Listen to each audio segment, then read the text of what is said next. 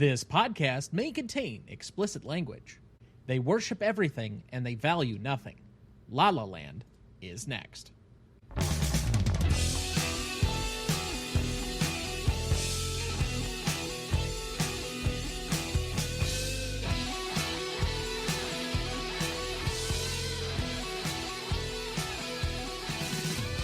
Welcome to the Greatest Movie of All Time podcast, the show that uses a unique rating style to redefine what the greatest movies are. I'm Tom Duncan. And I'm Dana Duncan.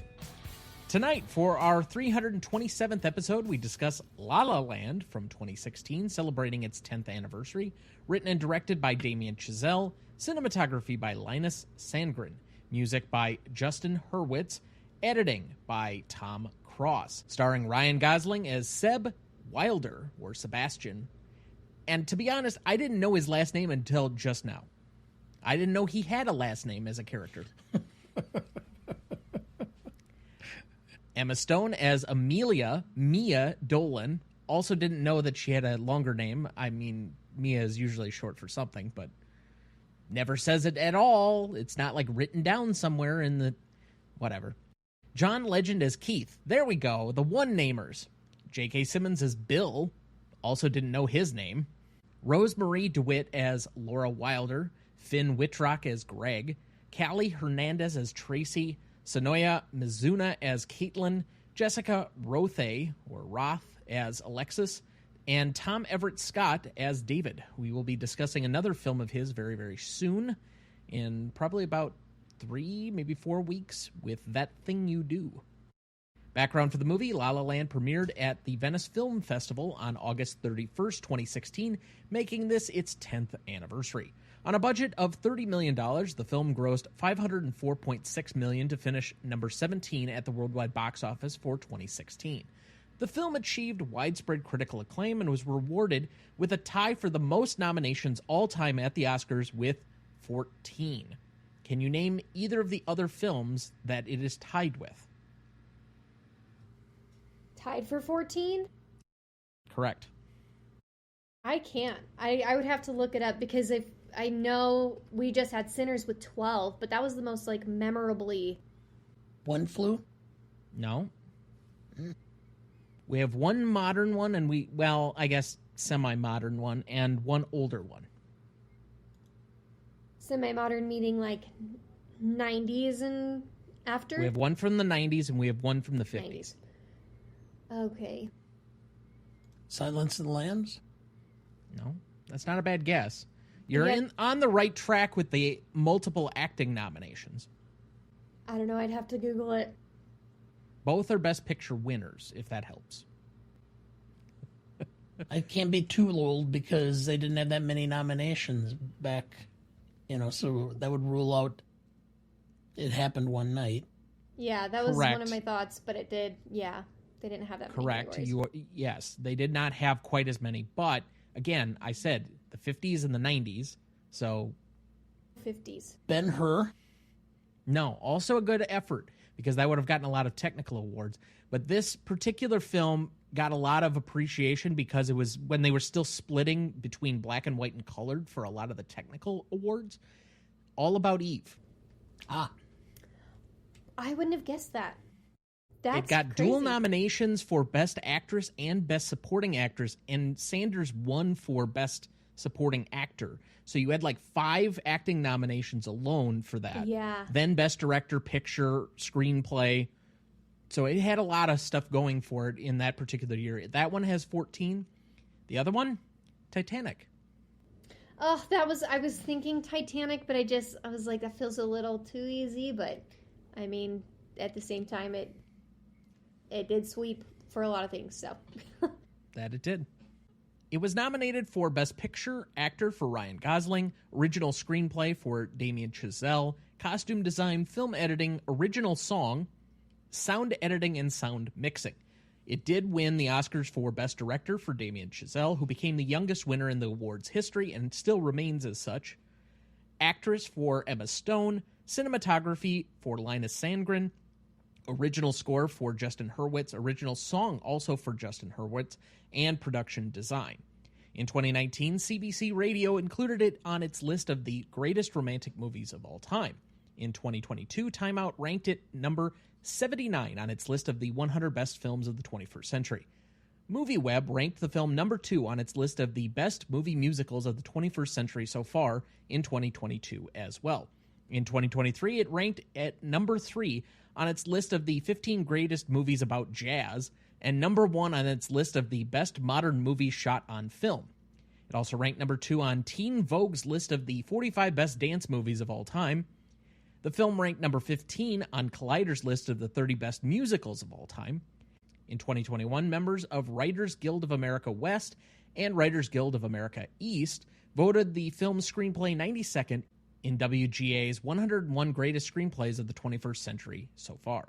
In March 2025, the Washington Post ranked the film at number 13 on its list of the 25 best movie musicals of the 21st century. In July 2025, it ranked number 16 on the Reader's Choice edition of the New York Times' list of the 100 best movies of the 21st century. In 2025, it placed number 76 on the Cinema Legacy poll, the bi-decadally poll of your favorite film podcasters.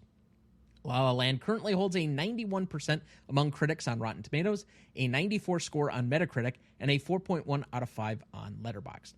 First, before I get to the normal question that we started with, I did learn a new word for tonight, and that was bi-decadally, which means twice every decade.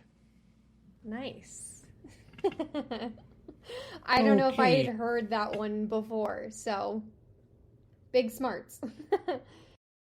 But of course, we can't do this by ourselves, so we bring in our returning celebrity guest, the host and creator of I've Seen That One, a CLP contributor making her 4th appearance on the show to date.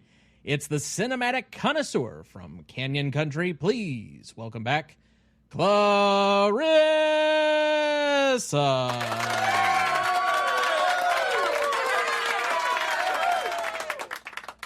Hello. Thank you so much for having me back. We wouldn't think of not having you for this film.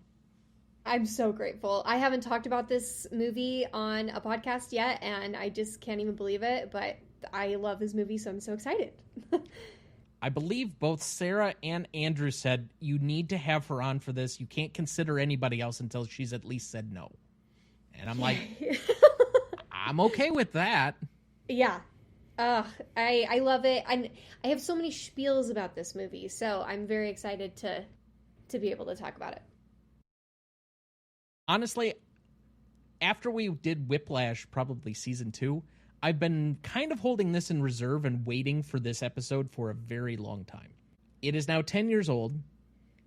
I think we could have done this very early, but I'm glad we held it back a little bit. I'm glad that we still have some stuff to look forward to, and I know that this one is a very popular movie. But we'll start as we normally do. Dad, what do you remember about your relationship to this film? You were trying to tell me the other day that we saw this in theaters. Yeah, I thought I did, but I don't know why I didn't. Because it was not available where we were. Okay. So when we finally got to see it, again, flashing back to 2016 when I lived with you, and we have a very small kind of rural theater that unless it's got, I don't know, animation or it's made by Pixar or Disney or something, or it's got explosions, certain horror films, those are the ones that get shown in Wisconsin Rapids. A lot of naked women. Those tend to do well, too, up here. That doesn't happen nearly as much, but I guess, yes, a comedy that has to have TNA, essentially, is about the only thing that's going to play up there. This movie did eventually get released in theaters once it got nominated in a bunch of Oscars, but by that time we'd already seen it. Because I remember watching this movie very distinctly. Do you remember us playing the NFC Championship game against the Falcons when Julio Jones went off for like 300-some yards and absolutely torched us? And it was like 45-10. I try to forget. I really don't remember much about that game at all, but I remember feeling so abjectly depressed that I'm like, there's this musical that's supposed to be good. Let's just put this on and see how we feel afterwards. And boy, howdy, it cured, at least for the rest of the evening, my abject depression at how poor the Packers played. Aw. So that's our first time watching it, was after that game. Fun. Now that leaves only one person left to share their experience the first time with this film. Oh my gosh. This movie did something to me. So I was a senior in high school when this movie came out, and I was very gung-ho on going to Broadway. My whole senior year, I was like, I'm gonna do it. That's what I'm gonna do as an adult. Is I'm gonna go to Broadway. I'm just gonna, just that little small thing.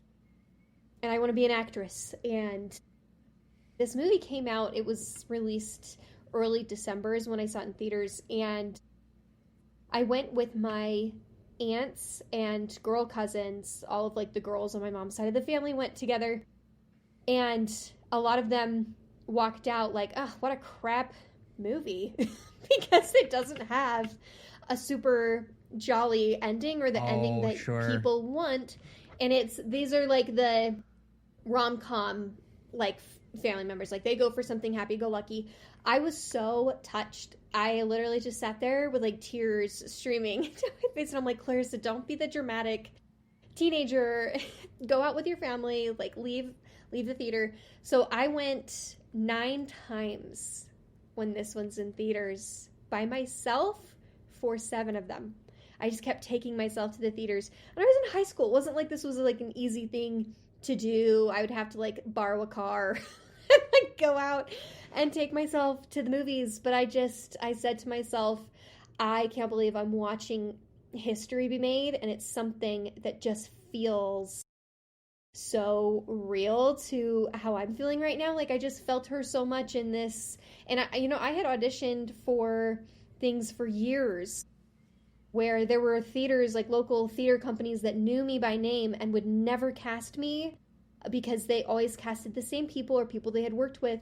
And so I resonated, even just as a young girl, not even an adult actress, with what she was saying of like, they're not gonna cast me. I try and I go and I'm exhausted, and it's exhausting, and I remember feeling so much of what she was feeling. And so I had a very intense relationship with this film, especially when it first came out, but it has held a very strong piece of my heart ever since then. So the first time for me, I was very much caught up in the emotionality and the story of it. And I also, for being a romantic comedy fan, very much appreciated the nuance of the ending and how different it felt comparatively to a lot of the very saccharine endings that we often get from romantic comedies. That being said, as far as endings go, all the great feelings that I got from after the debacle that was the NFC Championship game in 2017, I got all of that back and then some when this movie only won Best Picture for about 3 minutes. Oh my gosh. Oh, I have so many feelings. I think Dad and I sat there for 5 minutes watching the credits for the Oscars. I don't think I've ever watched the credits for the Oscars. And we're just like, what the fuck just happened? Yeah. Like, jaw on the floor. What? Yeah. Unfortunately, that's the history of this movie, is it's innately tied to its other competitor that year and being a Best Picture winner for 5 minutes. Mm-hmm. Yeah. It's like if you watch the Oscars and you love movies, you really do tie the memory of La La Land to, it's almost like a third or fourth thought that comes up, unless it's like one of your favorite movies of, oh yeah, and remember that one time they botched the Oscars? Yeah. I actually thought seriously about giving Most Charismatic to Faye Dunaway. Oh, don't be rude. Please don't Land. ever do that in my presence. You know how I feel. There's nobody better in the history of Hollywood at playing a frigid bitch than Faye Dunaway. Oh, you haven't even seen Mommy Dearest. Do I need to now? It makes the rest of her movie roles look warm and fuzzy. I just think there are so many things that have come knives out for this movie. The people that really loved Moonlight, and to be fair, I think Moonlight also placed on our CLP list last year. I would have to look again. I'm pretty sure it did.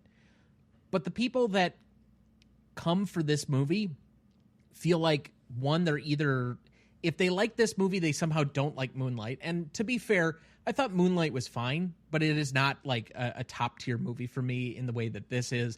I personally also thought Arrival, which we're discussing next week, was better than better than Moonlight. I had those two 1-2. So for neither of them to really get recognized a ton was a little bit disheartening as well. But I also feel like it falls in this weird zone between things. People criticize it for being a romantic film and being a little sappy and sweet at times. And the people that usually are into romantic films criticize it for its ending because it doesn't end on that happy note. So it somehow is a movie that people love, but also a lot of people, it just can't win with them. And I don't quite understand why.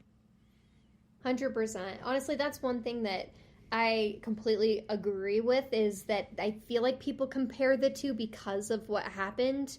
And I wish there wasn't like that comparison with like, oh, but it's no Moonlight or whatever, because again, they're also completely different films. They're completely different films. And it's so hard to like put the two against each other when really the whole category does have how many nominations generally that, you know, that mesh with all these different movies. And so to then have to, like, because of what happened, say, oh, Moonlight or La La Land, I just think it's kind of dumb. But yeah, and I'll get into like my feelings on the ending and how it challenges the genre later. But yes, that is the other massive gripe I get with this movie. And people will challenge me when they say, because this is my number one on Letterboxd and favorite movies list if I have to pick one. And people will challenge me on that all the time because they're like, it's just such an unhappy, rotten ending. Like, meh, meh, meh, meh, meh. They just complain about it and they get so pessimistic about it. And so there's a whole, that is one of Clarissa's La La Land spiels, but we'll get to it later. Yes, that is going to be in the remaining questions that we have for this evening. Before we get into the substance of the movie, though, Dad, do you have our plot summary for us? I do. La La Land follows Mia Dolan, Emma Stone, an aspiring actress juggling auditions and a coffee shop job, and Sebastian, Ryan Gosling, a jazz pianist, dreaming of opening his own club. They meet in Los Angeles, fall in love, and push each other toward their ambitions. But as their careers take off, the couple faces a painful choice between staying together and pursuing their individual dreams. Told through the vibrant musical numbers and bittersweet, time-jumping finale, the film is both a love letter to old Hollywood musicals and a wistful meditation on sacrifice, timing, and what it costs to make it. Thank you, Dad. So, the open-ended question that normally follows our plot summary, what is this movie about? Dreams and success. Dreams and achieving success. The cost of success. And the cost of having dreams. One of the things that I think the further I get away from that weird barrier that felt like the separation between youth and a certain level of maturity, the age of 30 for me, I looked at this week when I watched this and kind of saw to a degree my own youth. And that the movie, I think one of the criticisms of the movie is often that it's about the industry, and Hollywood just loves navel-gazing all the time about themselves. But I think the movie is a little bit more universal than that, because this could be generally applied to a lot of different things. It just happens, because it's a movie, to relate to how you break in an industry town like Hollywood. And the name is obviously a reference to Los Angeles itself. But to that extent, how you pursue your goals in life, the amount of challenges that you come across, particularly as you kind of navigate these weird waters between a personal life and personal relationships and your own career path or career goals, and usually people feel like they have to choose one or the other. We really get that emphasized through this film and by its ending. And then, to a degree, it's also about the relationships that you meet during that youthful period that kind of define you in a crucible nature as to who you will become, what your career will become, in a way that this film kind of shapes, or at least the way that I see it is, while they don't end up together, they're a seminal figure in each other's lives because they helped support each other to become the person that they would need to be to reach their eventual goals or their career goals. And in a way, them ending on "I'm always going to love you" holds a certain importance and place. I think all of us, when we start out in our careers, have a mentor or we have a particular relationship that helps support us, that maybe it doesn't foster something beyond that. And we meet people in certain periods of our life that are extremely important to us, but that fall eventually by the wayside. But that doesn't mean that they don't hold a special meaning in our lives. And so to me, that's the universality of this film beyond just, is this talking about Hollywood and the industry itself? Yeah, I agree with that. I just put the caption "The Fools Who Dream" from her line from the audition song, but I think that really does encapsulate what you're saying, and so many things too with, I don't know, it is a journey, and that's one of the biggest parts, and there are other questions on this list that kind of dive into that, but we are seeing one part of their journeys. We're just seeing this segment, and it jumps to 5 years later, and look, their lives have changed, but that's what life is, and telling these stories, it could be an entire life, but we still just get glimpses. And so to me, I'm like, this is a glimpse into the life of these dreamers.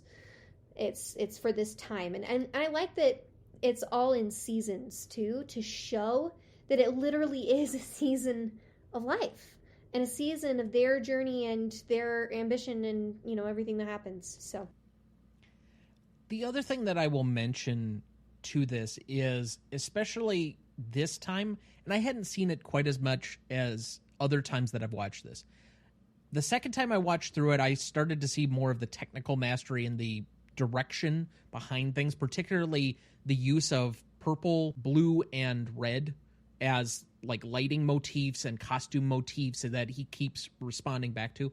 But what I'm trying to get at is, this time I felt a certain wistfulness or nostalgia for all of the mistakes that I went through in my own life at a youthful age, that you kind of you think they're so monumental and that it's going to end your existence if you don't get this one thing or you fail at this thing. And really, one of the great ironies is that struggle is your best teacher, and it makes you somehow fond of it even when it sucks when you're in it. You have this like weird remembrance of it.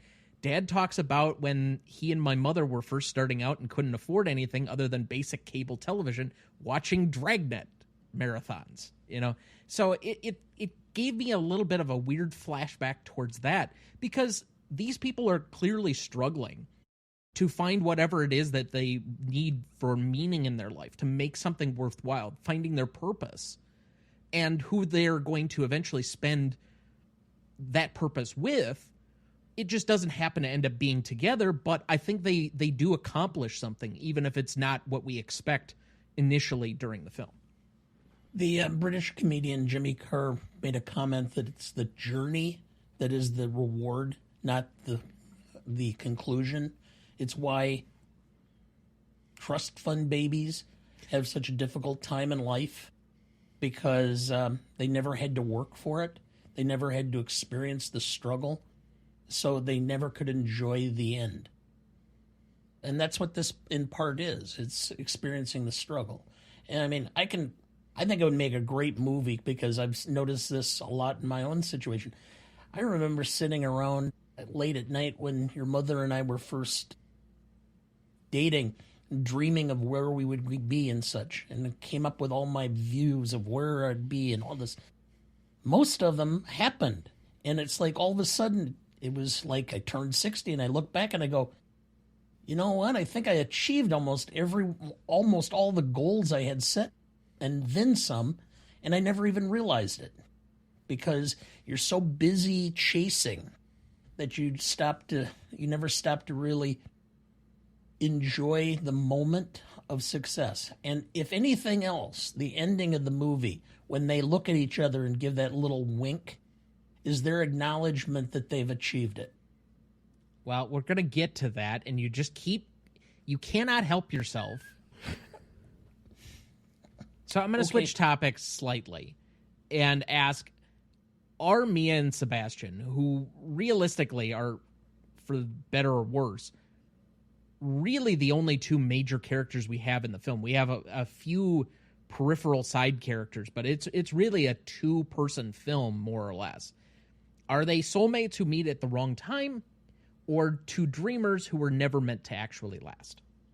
I think one phrase that I really love, or I guess it's more of a language, is right person at the right time.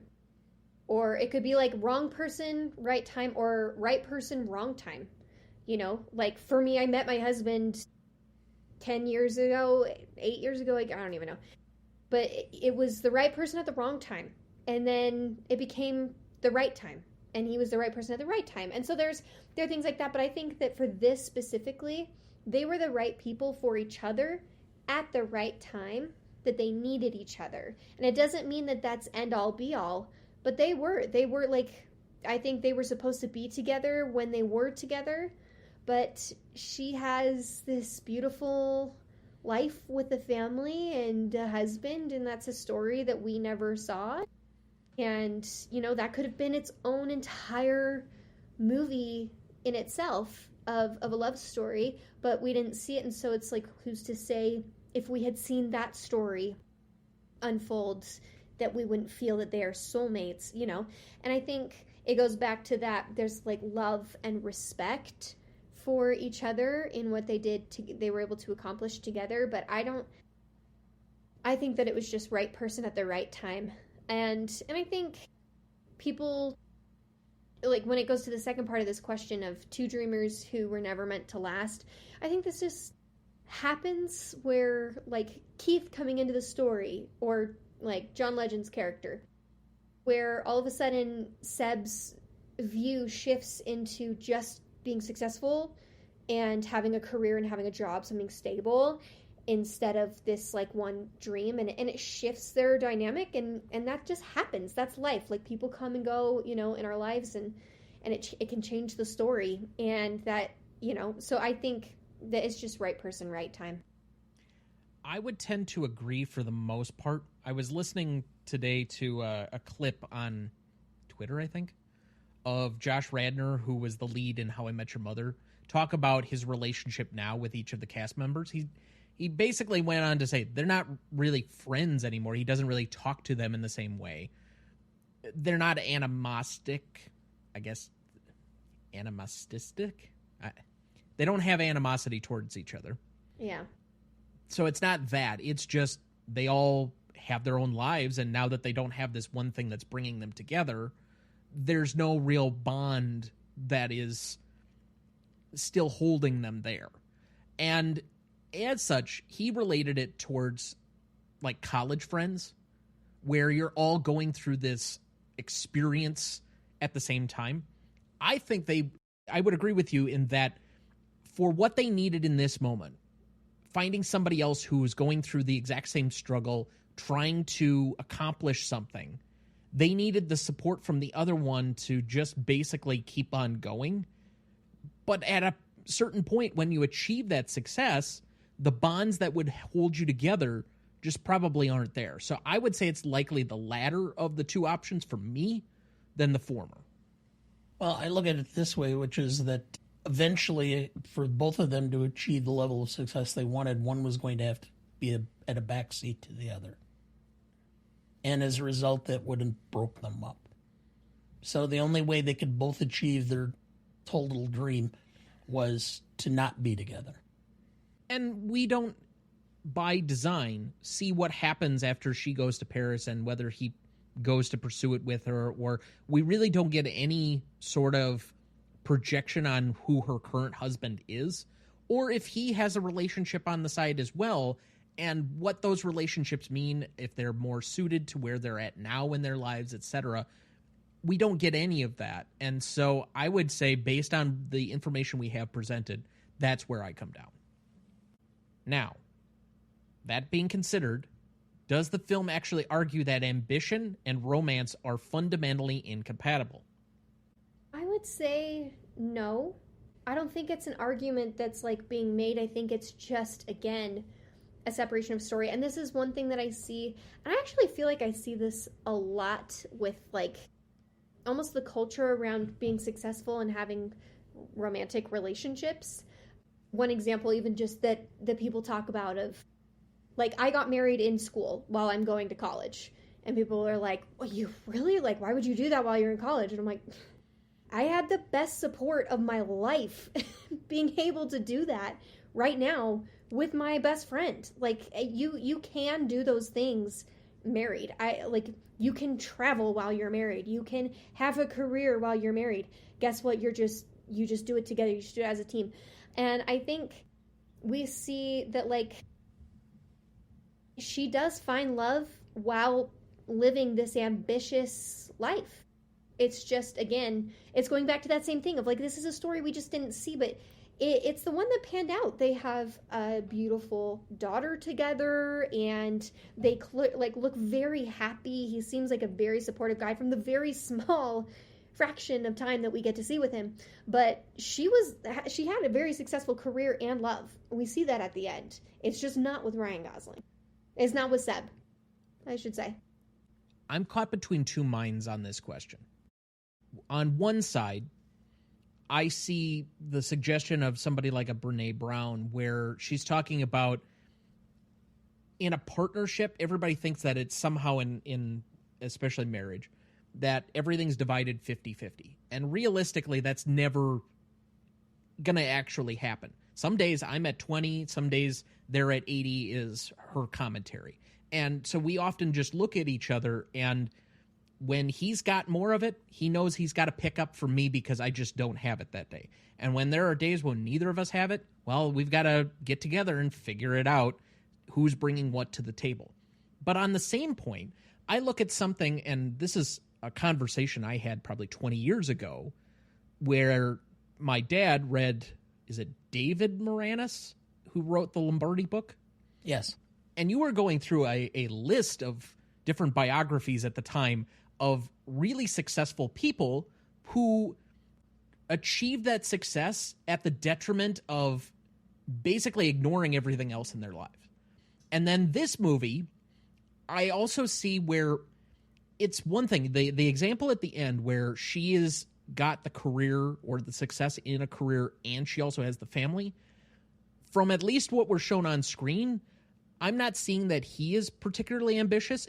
She's ambitious and gets both things, whereas he looks like he's the stay-at-home kind of dad kind of situation, which nothing wrong with that. That happens all the time in America. I mean, that's no projection on that. But I'm wondering, can you both be simultaneously ambitious in the same way and have that measure out as well? So I'm caught between all of these various different things that says, because we look at how many different truly like greatly successful people that we admire, and they're going through 2, 3, 4 marriages because they've ignored their partner for however long. Mm-hmm. You can, but it's the difference is the ambition compatible? Now, in her case, let's say her husband happens to be an author. Sure. And so he stays at home. He's extremely ambitious. He wants to publish the great American novel, win a Pulitzer, etc. And he can do it from home. So his ambition and hers aren't necessarily incompatible. Now, if his ambition is that he's going to be the greatest salesman of technology in the world, and he's got to be on the road and she's on the road, that is likely to become incompatible and destroy any kind of relationship. I think it also goes down to personalities. Like this is the thing, is that it's just such a case by case basis, because even if we're looking at Hollywood as an industry, or whatever, we have seen how many celebrities marry each other, right, and have very long lasting relationships and very successful careers. We've seen it time and time again, and sometimes they don't. Sometimes they get a divorce and they remarry and all this stuff. But I think it comes down to your core values. Do I value, my relationship more than this project, and seeing that my relationship might, like, something needs to give and it's not going to be my relationship? And I think, like, that's just people. That's just, like, people being people, and you've got to, like, find where your values lay and your personality and your relationship, and where, like you said with Brene Brown, what gives and who can give more to support. And it really does just come down to those. I don't think it's like a one size fits all, or even a one situation fits all, because again, some people can have very successful relationships in the wackiest scenarios that I've never heard, and you just never know, because that's just their personalities and who they are together. So it's so case by case. It's hard to, like, put a label or, like, a box around that. And to that end, is the movie celebrating the aspect of ambition and quote-unquote dreaming, or is it trying to portray the cost of that? Because the ending to a lot of people is bittersweet. We recognize the nuance of it, that it's probably closer to real life than what a true Hollywood ending is. I think it's why the movie is much better than it would have been had it just ended with them on the bench saying that they were going to love each other forever, where you can draw your own conclusions from there. But giving us this nuanced ending, does it show the cost of your ambition as well? Well, you do realize that as Chazelle was finishing the screenplay, he was going through a divorce. No, I didn't actually. Yeah. He divorced his first wife. Yep. Because his wife is in this movie. His first wife they got divorced in 2014.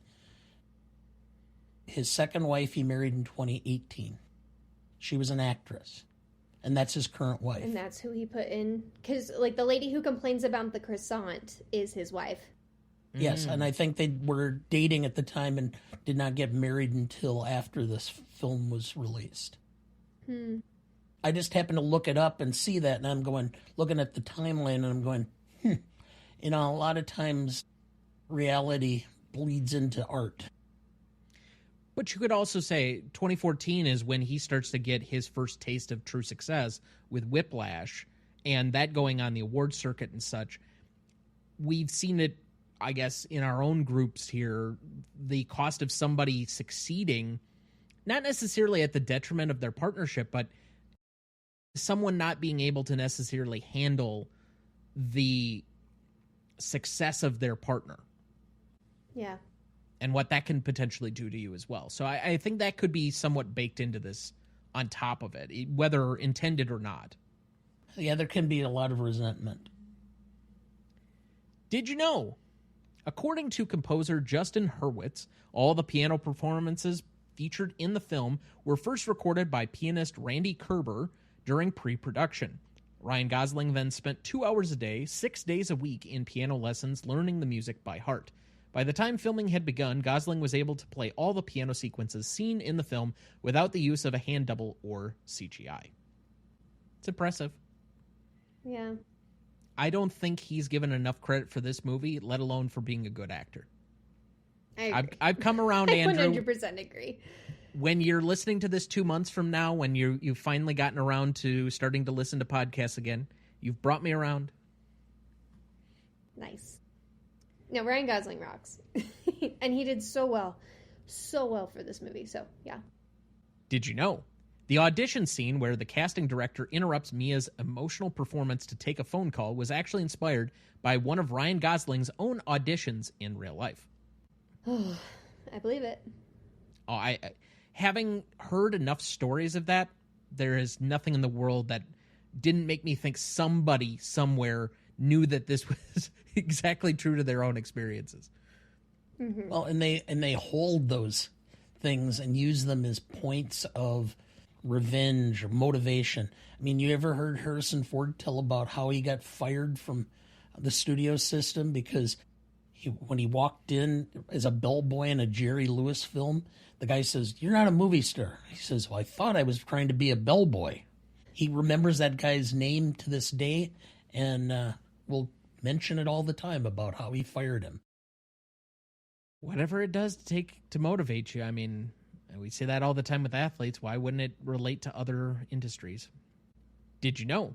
The line in the film said by Sebastian, "That's LA, they worship everything and they value nothing," was actually added in by Ryan Gosling himself when he heard his real-life partner Eva Mendes mention it as a joke. Wow. Well, I've never lived there, but, maybe thematically there's some going on. Did you know? It was Gosling's idea to have Sebastian want to own his own club rather than just be a successful jazz musician. I did not know that. I love that, though. I feel like this is just revealing all the things that Gosling had influence on the film, and we're like, oh, did Amy and Giselle, and well, okay. Yeah. Did you know?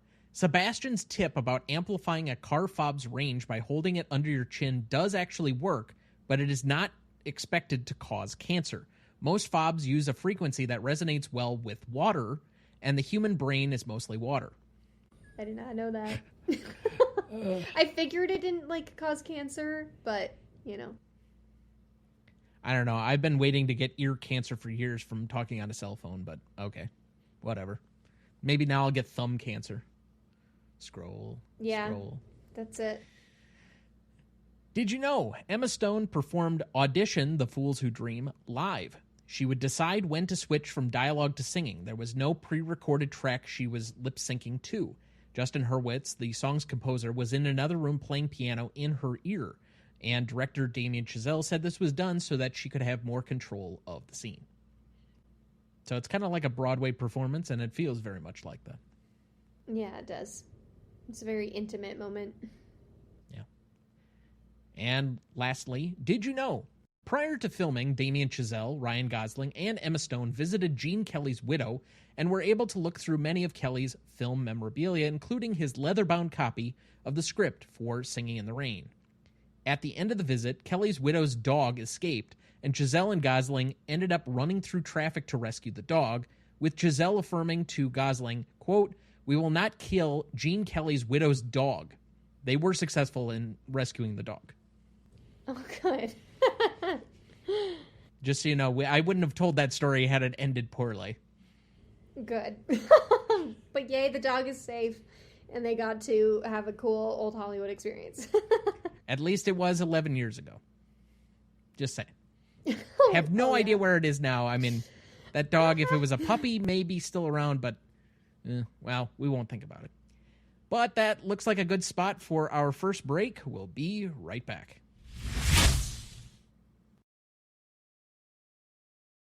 Before we jump back into the episode, next week for our 328th episode, we discuss Arrival from 2016, celebrating its 10th anniversary. Directed by Denis Villeneuve, written by Eric Heiserer, cinematography by Bradford Young, music by Johan Johansson, that's like Tim Thomas, or Tom Thomas, I suppose. Editing by Joe Walker, starring Amy Adams, Jeremy Renner, Forrest Whitaker, and Michael Stuhlbarg. You won't want to miss that one, so watch ahead of the show by searching the Real Good app to find where it's streaming for you. That's REELGOOD. I do know ahead of next week that will be Dad's actual first time with that film, because I remember loving it back in 2016, but that was not one that he caught. And to be quite honest, because of the science fiction fantasy nature of it, I still have no idea what he's going to think. Could love it. I've been surprised before. I'm going to keep my expectations low. But before we get too much further, let's check in with our guest. What's going on with you? What are you working on, and where can people find you? I'm working on a baby. So I've actually taken time off from the show. I told my husband this is a really hard time, like a hard year to like go on a hiatus because we've had so many big films this year. So I might hop back on my online world to talk about some movies before Baby Girl comes, but I am hoping to get back in the new year and hop back on the show. I do occasionally guest, so you can find me here on this episode right now, and occasionally over at the movie podium. I hop on with those guys every now and again. So just guesting right now. Well, somebody's got to do it. Yeah. I'm happy to fill the slots. And we're glad to have you.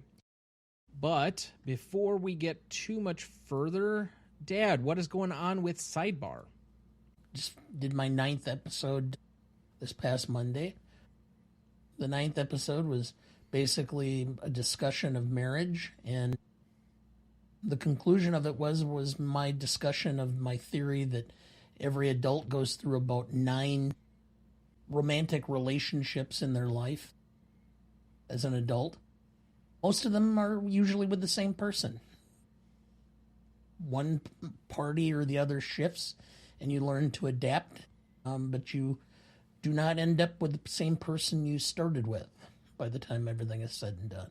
Whether it be job shifts, career shifts in general, illness, child rearing, whatever, it shifts. And the ability to understand that and to work on that is what I think helped get me to 38 years. So, but coming up, I am going to be doing a 4 or 6, I haven't decided yet, part expose of the Kennedy assassination, which will include my experience as a criminal defense lawyer and what kinds of things and evidence would be utilized in establishing eyewitness testimony and Dealey Plaza, the potential motives, and some of the other theories about the assassination. That will be sometime starting in September. I've yet to plot out the entire schedule, but it's going to require me to spend a little bit of time putting together my notes and kind of figuring that out. I do have an episode planned on my experience studying foreign affairs and such for the last 50 years or so, talking about the Iranian War. So wide subjects. Well, that sounds good. I will just quickly mention that season 3 of First Watch Rewatch is or will have dropped at the point that this episode releases, and we are discussing in our 3rd season, the 1st season of Dexter.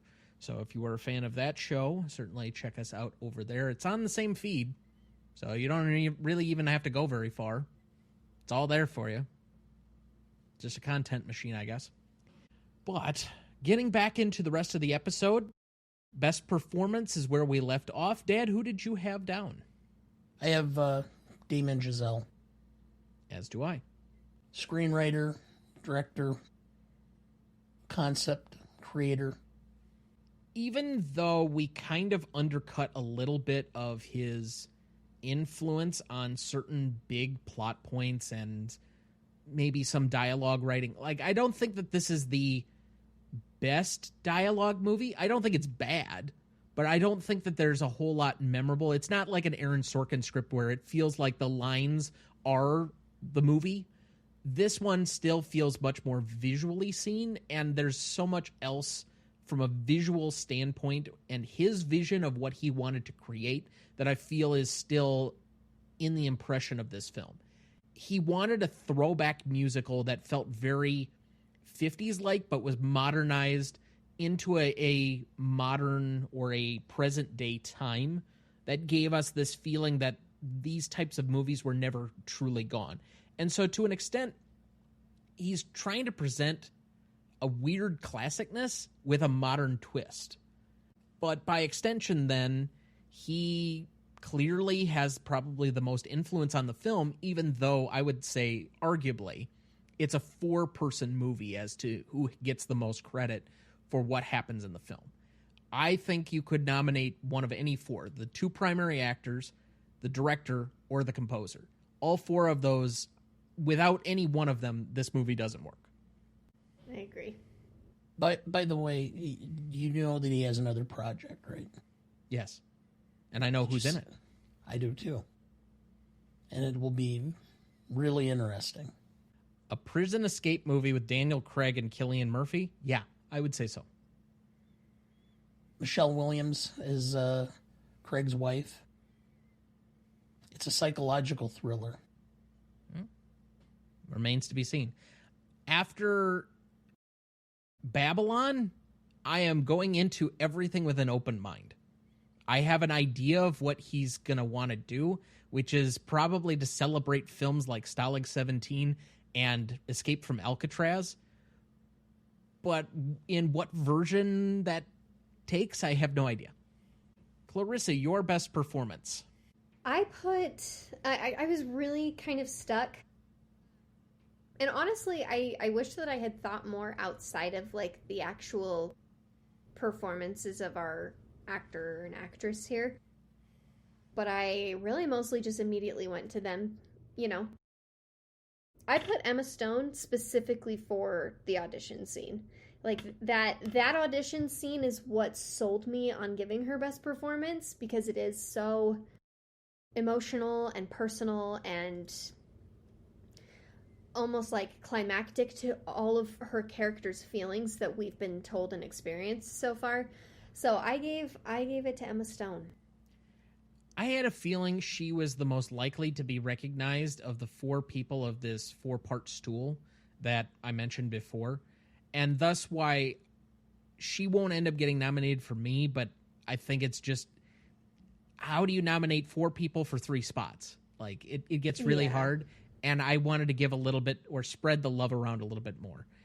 Yeah. When we mentioned some of the things or the additions that Gosling brought to the film, the authenticity that he brought, the level of challenge in trying to play the piano himself, that's where I went with my secondary performance, because, again, I think he's not given enough credit. Emma Stone is the character that we are seeing almost from a first-person avatar throughout the film, and while we do get some of that with Sebastian, it's never quite to the level that we're following Mia. She gets much more of the one-on-one screen time with the audience. And so she gets kind of the showier part at times. He gets relegated at times to the background, but I think he's pulling equal weight, if at all. I agree. He's my second. Yeah. She becomes the role model, or that's not the right word. She becomes the epitome of every actress who's had to go through an audition period. So I think she connects with so many people in those situations, whereas Gosling's character, I don't think that people think about being a musician and owning a club, and it just didn't connect with people the same way as it did somebody who wanted to become an actor. Becoming a movie star feels like a loftier ambition, something that's much harder to achieve or strive for than simply owning a jazz club or being a decent musician. So for him, the walk from where he's at now to where he's at the end of the movie seems like a shorter distance than her getting this lucky chance to actually end up at the top of the poster in the movies, quite literally. Mm-hmm. And so from that extension, it feels very much like most of the time his character, yes, is on his journey, but he's also the primary support for her pursuing this unusual dream, or at least this very lofty dream. And so she is seen much more as the audience avatar because she's going through the greater catharsis from beginning to end. She's seen much more as the protagonist by extension then from beginning to end. Mm-hmm. I think, too, we see he actually had that opportunity to be a big, famous musician, which wasn't what he wanted, and he gave it up, right? Like, he was going to go on tour, and, like, this was getting bigger, and it was blowing up with Keith's band, but it wasn't what he wanted, and he was the one that said, I don't want this, you do. I just got this call about this audition, and I'm going to take you there. like, this is what you're going to do. And getting her and pushing her to be there, I think makes him such a great character, because he does see, like, I just want my club, and you're right, like, and she calls him out on it, like, you're right, I didn't want that life, I wanted this, I wanted, and, you know, they kind of remind each other of that before separating ways of what they both really want and how to support each other in getting there, because I do think he needed the wake-up call when she's like, I'm really happy you're successful in this band, but it's not what you want, and he didn't take it well, right, of course, but, and then she didn't take it well when he was like, here's your big audition. But I think for him, like, the reason it was so hard for me to not put him as first for best performance, and really I think it's just because that audition scene specifically, like, that's why I mentioned that one so specifically, like, that's what sold me. But his work in becoming Seb for this, like, as Ryan Gosling, was just so amazing. It was so committed, and, you know, you can feel it from him so much with his piano skills and learning to dance, and yeah, so I don't know, but he's so amazing. He's such an amazing part of this movie, and I really do feel like he's so cornerstone to the story, you know. And for the most part, he has really good taste, because he kept, at least for probably a good 10-year period, really choosing excellent scripts to be in. And you start just kind of lining them up and going right through them. There's at least 10 to 12 movies that they're not the most famous or the most popular or the most seen, but he picks good parts for himself to continue to kind of come back to. And this is just another example of it. This is a little bit more high profile because of the awards attention. Mm-hmm. Dad, who did you have as secondary? Well, I went way off the reservation on this one. Mandy Moore, the choreographer. Fun. The more I sat and watched all the different things that she had to do, she had to teach both leads how to dance, how to do all of the things that were necessary to make this. The big scenes. She was the choreographer for the opening scene. I mean, that alone would have taken months and months of planning to get that all done. And it just was so overwhelming to me, having done musical theater in high school and in college, how difficult it is to learn to dance and to put all that stuff together. To be a choreographer of a Hollywood film where it's predominantly dance-related numbers. Because not only do they have to learn how to dance, they have to learn how to dance to a point where they're not breathing heavy so they can say their lines. So it takes a lot of work. Mm-hmm. I mean, is there any point in this movie where they're dancing and doing their lines live at the same time? No, but all right, but still, I just, when I was watching it, I just was mesmerized, and so I looked up who the choreographer was. It's not the Mandy Moore, the actress. Yes, I was going to mention that, because I also looked up to make sure it wasn't the same one. I was like, oh, okay, but yeah, all right. I just thought she deserved a shout out. Absolutely. Interesting alternate choice, to say the least.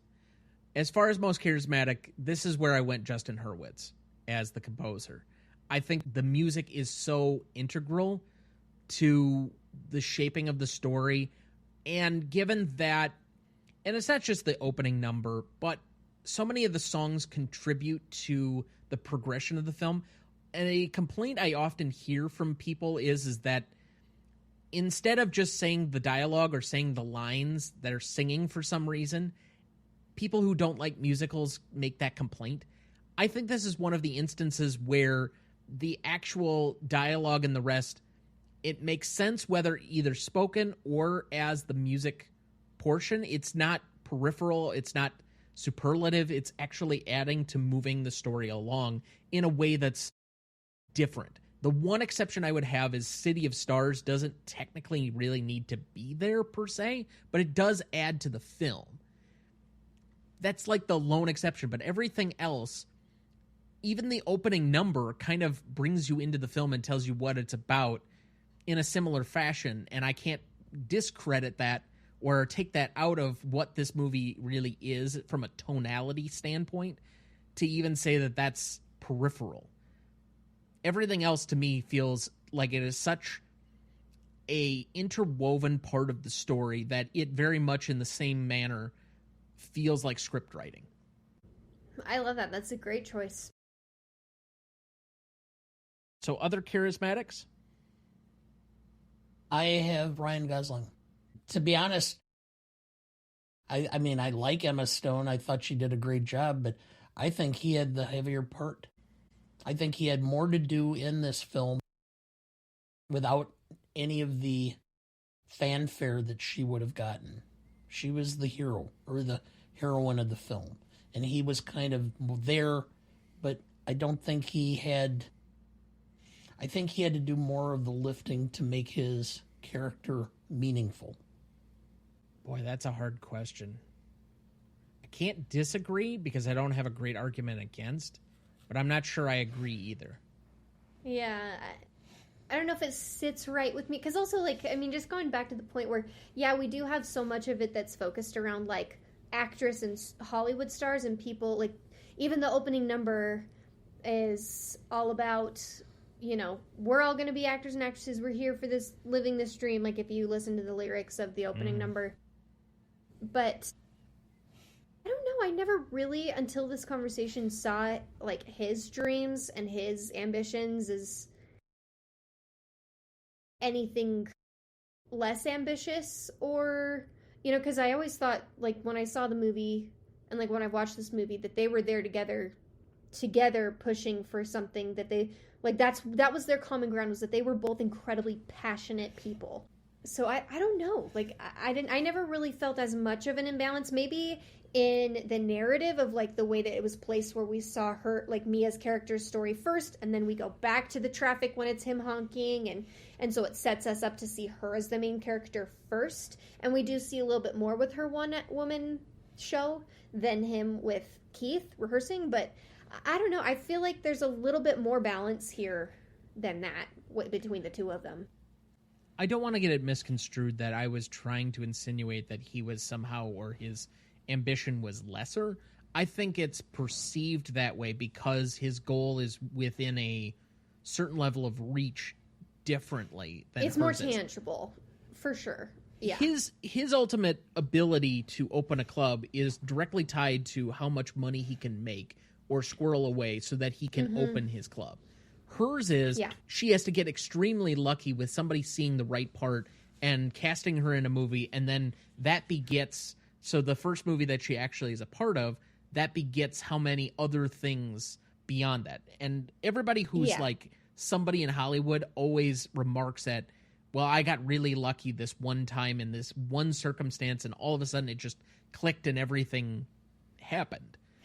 And so thus, his just seems like, again, it's a shorter distance because of the tangibility, as opposed to hers, where it's like every circumstance has to go right. And that's why I think for sure. It's a different animal to relate to. Ours is always towards the people who, especially in a movie celebrating dreamers, he doesn't have a lack of a dream. He just has one that is closer within reach, seemingly.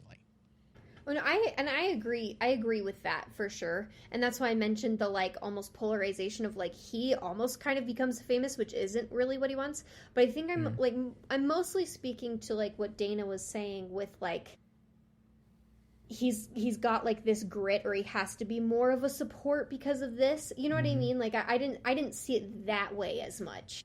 It's why I don't disagree with what he said, but I can't agree with it either. Yeah. Like, I don't have a great argument for it, but I feel this is a two-handed movie. Not that, like, one is doing a little bit more than the other, but that's such a subjective thing. Like, I can't disagree with his subjectivity on it either. And I think it's how you view the movie, right? Like, how you go in as a viewer and you leave, like, oh, I didn't feel this as much from him. I think, like, that's also the audience part of, like, I might have just felt way absorbed in both of these, and some people might not have, and yeah. Definitely. But I do like the point.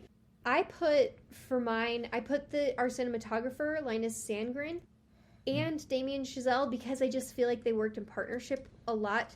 But one of my biggest selling points when I'm trying to get someone to watch this movie is that the colors and the way the camera moves, it's a character in itself.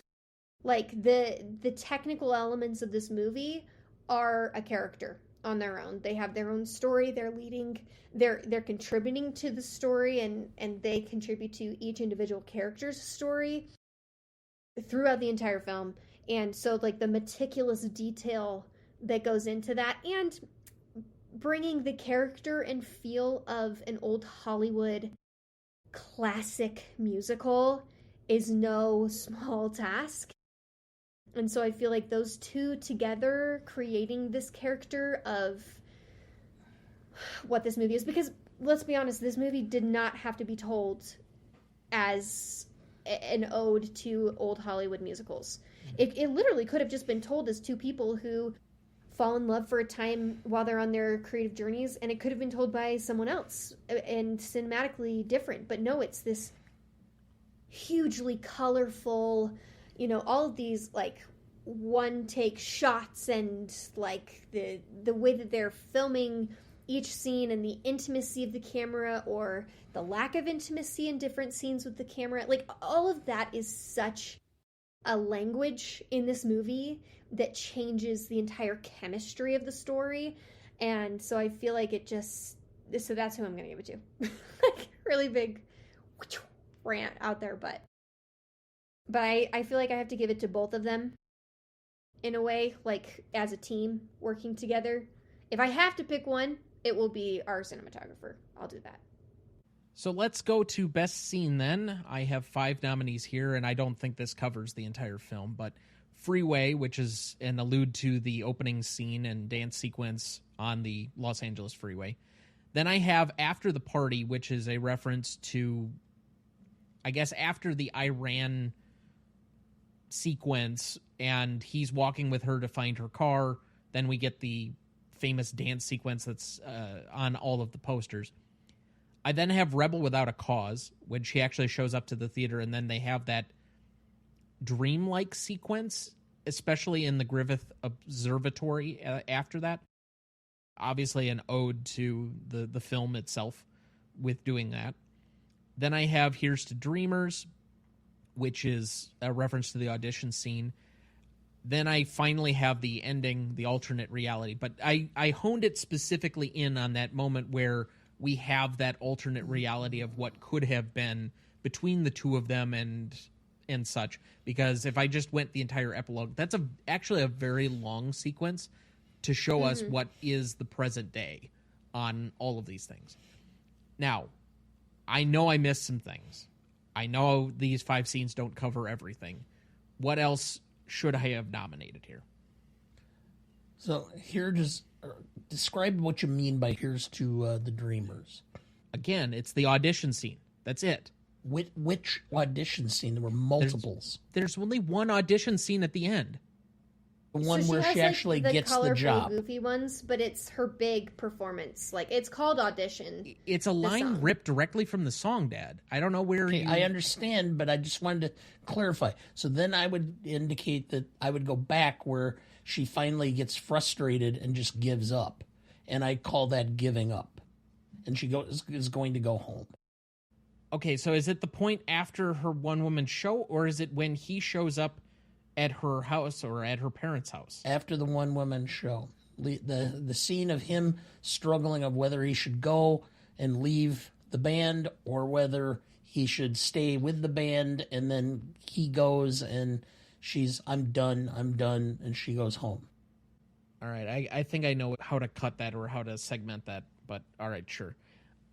Anything else to nominate? I would put Someone in the Crowd, the song with her roommates, and then them going to the party. So when you say After the Party, that's the A Lovely Night song, right? Yes. When they're dancing on the hill with the classic pose.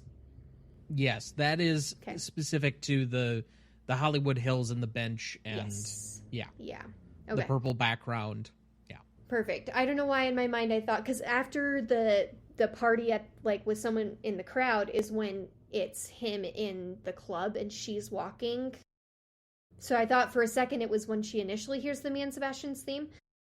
I would probably put that one out there too, is that moment when she walks into him playing Mia and Sebastian's theme initially. Well, and what to call that exactly? Their intro. Like, you can just do like the meet. It's not a meet cute, because it's meet harsh. Or in his words, a little curt. Sure. Sebastian off script. Yes, I like that. All right, so these are the nominees at the moment. Freeway, Someone in the Crowd, Sebastian off script, After the Party, Rebel Without a Cause, Giving Up, Here's to the Dreamers, and Alternate Reality. Are we good with that list? Yeah. Out of these, what is the best scene? I'm going to say Rebel Without a Cause, including the planetarium. So, like, the whole segment when they're watching Rebel Without a Cause and the planetarium number where they dance, and it's this fantastical space experience that, because, I mean, we wouldn't be there without Rebel Without a Cause, but that's my vote. The first time that I watched it, the audition scene made me cry, and it's made me cry multiple times. I don't do it every time yet, but there's so much pent-up emotion of struggle and failing and appreciating the failure and being resilient against it that there's a reason it's her Oscar scene. That scene alone won her the Oscar. It's my best scene. It is what everything in the film is basically leading to. Not that there aren't obviously like other famous parts, and I will grant you that them dancing in the Hollywood Hills with the purple sky and such, because that's on all of the posters, would make sense to a lot of people. But that is the one scene where I'm like, you've been leading up to this point. This is the statement you're really trying to make, and what you're trying to say is in this one moment. For me, I can't really say best scene because I think they're yin and yang. You can't have one without the other, and that's why I wanted the giving up scene, because it's the low point and the high point. And so the combination of the two paralleled against each other makes, at least, I guess if I had to pick which are the two, it would be the audition scene being the best. Okay. Nice. As far as favorite scene, the freeway and the song to open this is so goddamn catchy. That's so good. I don't know why. I just, to open it up with that, it so injects me immediately into the film and makes me have this, I don't know, this weird feeling of fun, happiness, lightness, whatever else. I guess it does accomplish the notion of I can dream too kind of way that I think you're supposed to anticipate early on in the film, even though it doesn't end on the same high note, but it at least starts guiding you along and says, all right, we're now on this journey together, give you some hope, lift you up, get you into the movie. And so I don't know, every time I see it, I'm like, all right, well, we now saw that, so we're going to watch the rest of the film. I used to listen to the planetarium sequence every morning when I get ready for the day. Like, that music is so amazing, and it, like, does something to my heart. But I will say, I also just love the entirety of the epilogue. Because there's so much of it, technically, that tells this story with no dialogue. And that's so cool. We have moments where it's just silhouetted, and then we have going back. I mean, I think of the moment when they're on the sound stage in the epilogue, and it's her like weaving through the trees, like the little fake trees, and then they're on this fake freeway, and all of the people that are in their specific cars are dressed in the same super vibrant colors, like all of that staging that's so theatrical. I feel like the way that it moves, the entire epilogue moves from scene to scene to scene, references old Hollywood Paris, and then goes to this classic jazz feel, and then it goes to home videos, and that entire sequence, I feel like, encapsulates the ambition of the movie. So I feel like that's probably my favorite to see, is because I'm just jumping back and forth so much between all of these amazing visuals and enjoying the beautiful music and the beautiful people. So I'm probably going to say Epilogue is my favorite scene. I have Rebel Without a Cause. I just really like the whole look, feel of it, the nostalgia of it. Fair enough. So good. Now, this is a tough one. Most indelible moment.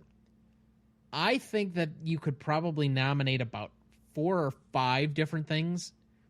You could probably do the audition. You could do the freeway scene. You could do them dancing in the hills.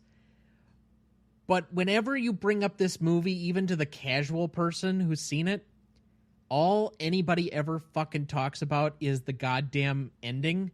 So I went with alternate reality because I'm like, anytime I bring up this movie, I brought this movie up with a random social group yesterday. I went out and it was the 10th anniversary of Your Name, and we went to a special showing, and I'm with a bunch of people I've never met. And my friend who I was going to see the movie with, he had organized this, but he introduces me as the podcaster. And so, of course, everybody's got to ply me with their movie questions and talk about the podcast, which I'm more than happy to do up until the point where you haven't seen such and such movie. Well, I'm sorry, just because I do a movie podcast does not mean I've seen every film in the history of time. That being said, and that's one of my very few complaints about talking to people about film and podcasting and such. They asked me and what we were doing next. I said we were talking about this movie, and immediately they bring up the ending. So for me, the most indelible moment is the ending. The ending. Me also, and this is why. Because the ending, to me, is Chazelle saying that only in Hollywood is everything work out in the end. That there is no such thing as a happy ending in reality. It's never what you really wanted it to be. Again, I think it's what elevates the movie from a great movie to a all-time classic. I have to agree. I also put the ending. My biggest thing is it's not an unhappy ending. We did have this alternative, like this alternate reality where it could have been that they got, together, but like also look at the end of that entire epilogue, they still end up at Seb's. She has a kid, he has his club. Oh my gosh, look, both of those truths are there. They're just not together. And they're still happy. They leave, and that smile at the end to each other is a happy, congratulatory smile for each other. It's a respect, and it's sad because you want them to be together. That's just a part of like the storytelling and almost the like formula that we have for romantic movies and romantic stories. But it's not an unhappy ending. It's not. Everyone take a breath. It's a happier version of the Garth Brooks song The Dance, which is would you give up the happiness you had with somebody if you knew that the end was going to be sad and that it was going to result in the person dying? And that's what this is would you have gone through this whole process if you would have known that you would have gotten to this point? My guess is yes, for them. This is not a sad ending. You guys just keep stamping on remaining questions. Oh, do we? I haven't looked at the remaining. I didn't scroll down for those. It's all right. But that looks like a good spot for our second break. We'll be right back.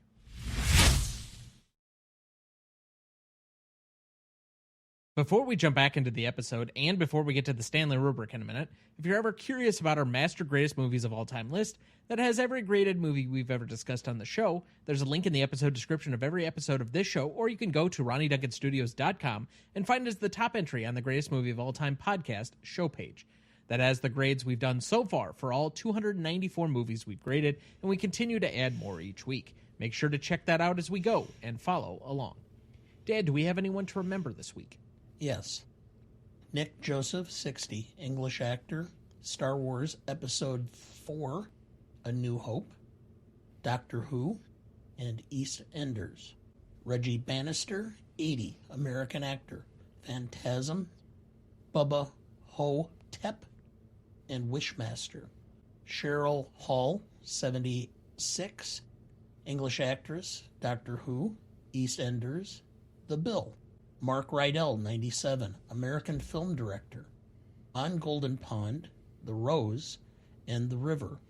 Hayden Panettiere, 36, American actress. A Bug's Life, Remember the Titans, Heroes, the TV show Nashville. And we did have two other inclusions this week. Frank Beard, 77, American musician, was the drummer for ZZ Top, passed away on Tuesday. And Bill Rasmussen, 93, American TV executive and entrepreneur, the former CEO and founder of the Entertainment and Sports Programming Network, also known as ESPN, which, if you're an American, you know what that is. If you're international, think of it as Sky Sports, but for Americans. Now, to be fair, I don't have a huge relationship with a ton of these people, at least the two here that were primarily British actors. EastEnders is like the big, I think, British soap opera. We've had a lot of people that have been on that show that have passed away that we've remembered during the course of this show. Doctor Who, not a show that I'm particularly a fan of or that have really ever bothered to watch. I know that's somehow blasphemous for most people in seemingly our community, but just I never really saw an interest or knew where to jump in. I don't know. But the one that I guess stands out, seemingly because she was my own age, and being a child star and the circumstances of her death and so on and so forth, Hayden Panettiere. It's kind of a weird situation going on. She had just written this book that was somewhat tell-all of a lot of really odd and horrifying stories of her youth and growing up in the system and everything else that had happened to her. And you do wonder to a degree, again, if we just chewed up yet another quote-unquote child star. It kind of feels that way, given her relatively big success early on in her life and that she hadn't really been in as much commercially successful things lately. She'd been in a couple of, I guess Nashville is the most recent thing that she was a big part of, but I think that show has been over for a few years now, if I know correctly. Not that I personally ever watched it, but it's just another one of these where somebody passes way too soon and then there's a lot of pointing fingers, and I'm not sure how constructive that is, but it also, I don't know, I'm caught of two minds that some blame has to be passed around, because we see a lot of people that are wrung out by this system way too early, and I just wonder the health and whether there's a better way. One of the things that really made an impression on me when reading some of the stories about her death, and I can't remember I didn't recognize the name, but it was a co-star of hers who did a TV film with her. And he just commented that she was a wonderful person, was very kind and warm, but very reserved in public, but open to him because after they got to working together. He said that she was extremely lonely because her family really did not have a close relationship with her, and she felt betrayed by everybody who supposedly was her friend. And so I'm wondering, sometimes part of the problem that we have with child stars especially is they've never had the opportunity to build bonding, close relationships with either family or friends. And so part of the depression and the drug use and such is because of loneliness. They're put in a spotlight and they never really have ever had an opportunity or an ability to learn how to develop bonding relationships that are supportive when people are having difficulties. I mean, I really can't say much to that effect. It would make sense, but be it for me to try and diagnose after the fact here either. I don't know. But that being said, We honor these here all for their contributions to the arts with a moment of silence in their honor.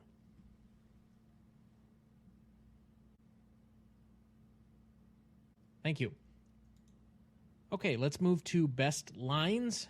I will start with Mia. People love what other people are passionate about. I like all of her jokes when, and this is, I guess, more like scene moments when just them, like her calling him George Michaels and asking him to get her keys, but just like these little goofy one-liners. They're both so charismatic. Another one that comes to mind is I'm a phoenix rising from the ashes, when he's like talking to his sister and, trying to, convince her that he's on the right track. Sebastian, I'm letting life hit me until it gets tired. Then I'll hit back. It's a classic rope-a-dope. Sebastian, they worship everything and they value nothing. I like Keith's line, actually, when he says, how are you going to be a revolutionary if you're such a traditionalist? You hold on to the past, but jazz is about the future. Well, I don't love Keith. I think that line is really interesting. It makes a cool point. Sebastian, about jazz. It's conflict and it's compromise, and it's new every time. It's brand new every night. It's very, very exciting. I'm just thinking Ryan Gosling's delivery with like so much emphasis and passion, and then your dry delivery like that. It's very, very exciting. If I would have given too much, you would have given me crap for that too. Well, that's fair. Sebastian, I guess I'll see you in the movies. I like when he's fired and Bill, who we now know is J.K. Simmons' character's name, is, you're fired. And he says, it's Christmas. And Bill says, yeah, I see the decorations. Good luck in the new year. Crazy. Yeah, I had a couple bosses like that. I had a boss who fired his secretary 2 hours before the Christmas party for the office so he didn't have to pay for her and her husband's dinner. Oh, man. Bosses are crazy. It's your turn, Dad. I'm out. I was like, I didn't even know we were doing turns. I'm so sorry. Let's just you're throw good. stuff out there. My last one, Sebastian, what do you mean you don't like jazz? Mia, it just means that when I listen to it, I don't like it. She's so funny. Oh, they're so funny. Clarissa, do you have any left? I like when he puts on his sunglasses to go be the firefighter playing Iran again, and he says, I guess I'll see you in the movies. All right. So that takes us to the Stanley Rubric. Legacy is up first. This is a measure of the legacy approximately 5 years after the film came out to today. Given that this is only a 10-year-old film, we're really only discussing the last 5 years for this category. So roughly 2021 to now, what is the legacy of this film is shared between two equal yet separate groups, the industry and the audience, 5 and 5 points apiece for a total of 10. Dad, would you like to go first or second? Go ahead. I think from an industry standpoint, it is hard to argue that this is likely not a 5. There is a little bit of a recency bias with it, but 14 nominations, it's still in somewhat of a living memory. We voted it as a collective community, and I would count podcasters or cinepodcasters in the industry because we're promoting film, essentially. Critics have all given it, in some regard, some laudits, even though it's mostly on the 21st century list instead of maybe some of the larger movie lists yet. But some of that is still being written in real time because this movie is only 10 years old as opposed to 20 or 30 years old. So for me, this is a 5 on the industry. I do not have a full 10, though, because on the public side of things, I think this has a lot of name recognition. I think people recognize Ryan Gosling and Emma Stone particularly because of this movie.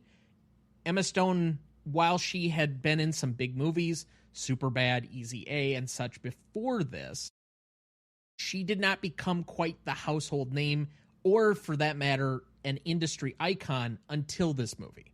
I think she had name recognition, but this vaulted her into a different level at that point in time. And to a degree, while, again, Ryan Gosling was a known quantity, this put him on a different plateau as to what his career was about and the kinds of movies that he was making, because he seemingly had more commercial success. Some of that is then piled on when we get to Barbie, as he is now truly a household name. But I think that, at least for most of the anecdotal people that I'm around, people know of this movie, even if they necessarily haven't seen it.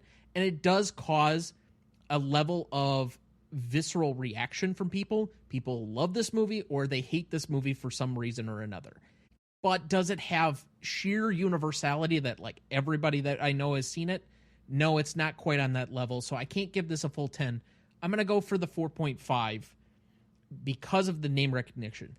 I would say we do this again another 5-10 years. That likely will slip down because I think there will be less and less people the further on removed from this that will have seen the film. But at least for where we're at right now, I think this is at a 9.5.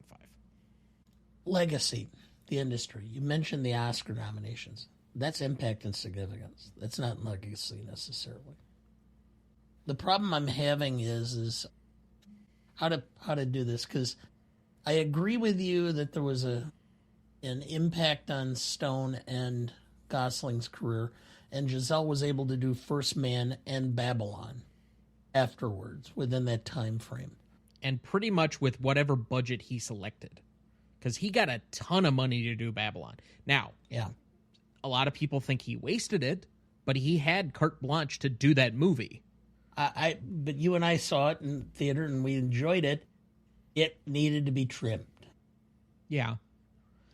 It's an imperfect film, but I think there are pieces of it that I really appreciated and enjoyed. And I know it's not a movie for everybody, but just maybe it had a lot to do with the circumstances of when we saw it more than the movie itself. But I think it still has some good bones, and that's why I haven't written him off like some people have for whatever he's going to do next. Yeah. You did bump me up to a 5 on the industry. The public, the problem I'm having is yeah, a lot of people know the film, but there are a lot of people that don't think about it. You know, the recognition, the legacy, in part comes because of the Oscar blunder. Among cinephiles, yes, and people who are even not quite to that level, yes, they've seen it and they enjoy the film and they like the film. There are a lot of people who love the film, but there are a lot of people who just will not go and see a musical or think highly of a musical, and that's the modern age. I've been having a hard time getting higher than a 4 to the public because of it. By the same token, though, whether it has notoriety due to the Oscars blunder, it still has notoriety. And on the flip side, while there are people that won't watch musicals because they're musicals, there are just as equally passionate fans who love things because they're musicals. So it does balance itself out a little bit. Like, I'm okay if you go with a 4, but I just wanted to add that in. Yeah. Well, I'm going to stay with the 4, so I'm at a 9. That's fine. I think I might be a little bit high, but I'm okay with that. I'm also actually at a 9.5. My industry is 5. Not exactly even for the Oscar, like the amount, anything with the Oscars, the, amount of Oscars it was nominated for, but just the fact that this is a love letter to the industry itself, to movies, to movie making. Like, everything about this movie is a love letter to Hollywood. And even the challenges, but making it in Hollywood, like, all of this is such a love letter to the industry and the industry's legacy. So it's not even just the movie's legacy in the industry, but like the industry's legacy of being this like fantastical, like, that's what this movie thematically or visually, I guess, speaks to. And then in the story, it has its own story, but it is a love letter to movies. And to me, I think that this movie is in that list of, like, movies you have to see before you die, no matter what. Even if it's more recent, even if it's, like, I think it's going to be up there with, oh, have you seen Titanic? Have you seen La La Land? Like, I think that this is in that language now of, like, it's one of those big movies that's in, like, the big movies league. For audience, I put a 4.5 because I do agree with Tom. I think they balance out. And I think a lot about my friends who are not movie people, who, really have not seen a lot of movies. Even they know La La Land, and they don't know it because of me. They know it because of Emma Stone and Ryan Gosling, and knowing them from movies like Crazy Stupid Love or The Notebook or Easy A, and knowing that this is going to be a romantic movie, and that it so happens to also be a cinematic, big name movie, right? Like, all of my friends that don't really watch movies or talk about movies, that's how they talk about this movie.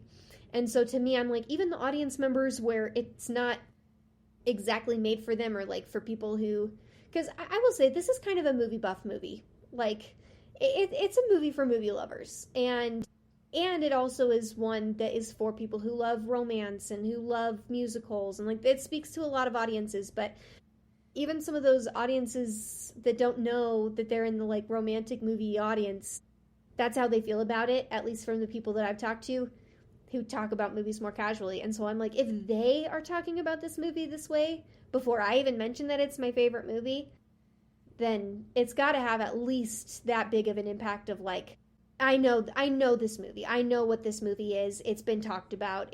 And a lot of them actually also don't even really like talk about the Oscar debacle.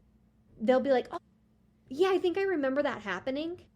But these friends, like college friends or random people, coworkers, whoever, that really don't dive into this world, they didn't watch the Oscars, and so they're just like, oh yeah, I remember seeing that on the internet, and like, was Will slapping that guy the next year or whatever? Like, they don't think about it as much because they weren't watching it, It's like, it's a little bit more casual. And so I'm just thinking about all of those experiences, and even to all of those people, they know this movie.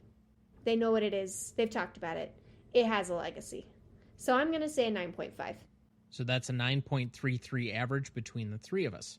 Let's move to impact and significance. This is a measure of the impact and significance among the same two groups, the industry and the audience, 5 and 5 points apiece, among the initial 5 years after the movie's release. So roughly 2016 to 2021. What is the impact and significance as felt between those two groups? Dad, since I went first the last time, I will invite you to go first here. All right. Impact and significance. For the industry, it's a 5. Perfect. I mean, the nominations, the wins, etc. I don't need to elaborate any further. The public, the only concern I had is it did not have huge box office appeal, but I think it made up for it probably by streaming and other things for the most part. So I guess I'm going to go with a 4.5.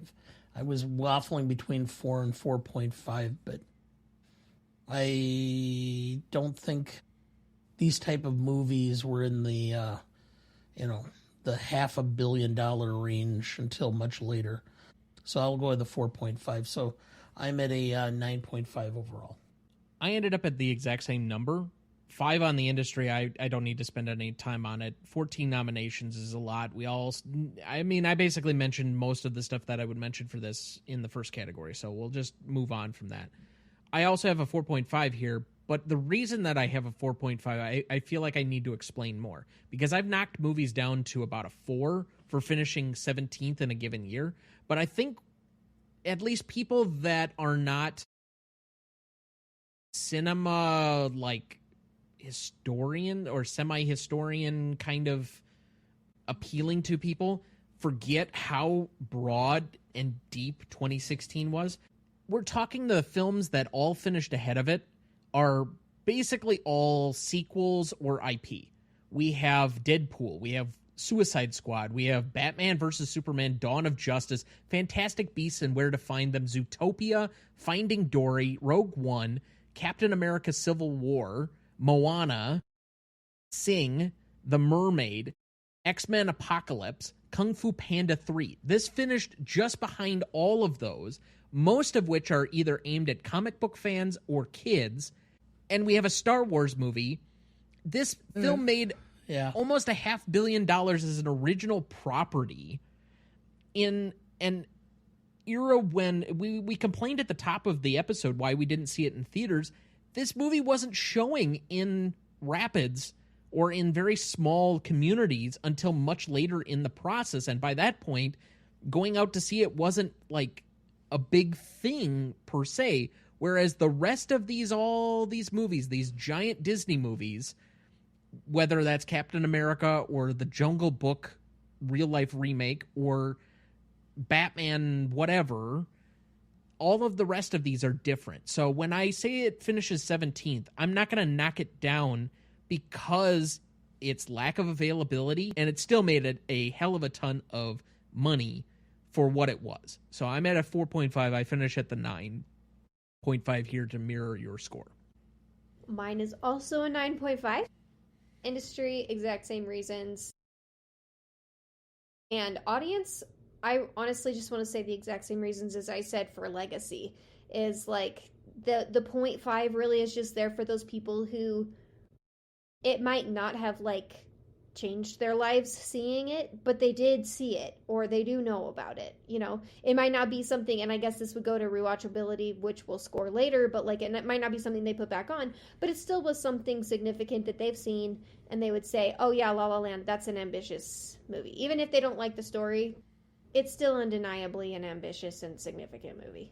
So you'll make the math easy on me. That's a 9.5 between the three of us. Then let's move to Novelty. This is a measure of anything original about the film, kind of its uniqueness factor, and the execution on or about the movie in totality. 5 and 5 points apiece for a total of 10. Since you led off the last category, Dad, I will go first here. One of the ways that I describe this in our guest outline for originality is a unicorn-like quality, meaning that it has almost a one-of-a-kind type factor to it. And while this doesn't have a one-of-a-kind, it is definitely borrowing tropes and such. When I first saw this, it felt so different from anything else that was coming out at that point because it was combining a certain fondness, a nostalgia, a love for classic film with something that was also modern and using modern film techniques and direction and such to put their own stamp on something. And so it felt both a throwback, but also something that felt new. And it's really hard to do that. So because it's not the most original thing that I've ever seen, but it is somewhat reinventing the genre, or at least taking its own spin on it. I mean, for God's sakes, when's the last time that you really saw in a big movie, or at least a commercially big movie, tap dancing since Gene Kelly basically left the screen? Mm-hmm. From that standpoint alone, I'm going to go with a 4. Then I'm going to win. All right, go ahead. White Knights. Gregory Hines tap danced in that film. All right. I thought about The Artist in 2012, but that's also an old Hollywood-esque movie. And that's specifically set in that era too, which I would argue. Whereas this one was not a modern tap dance. Yeah. On an execution level, I think this is really highly level executed.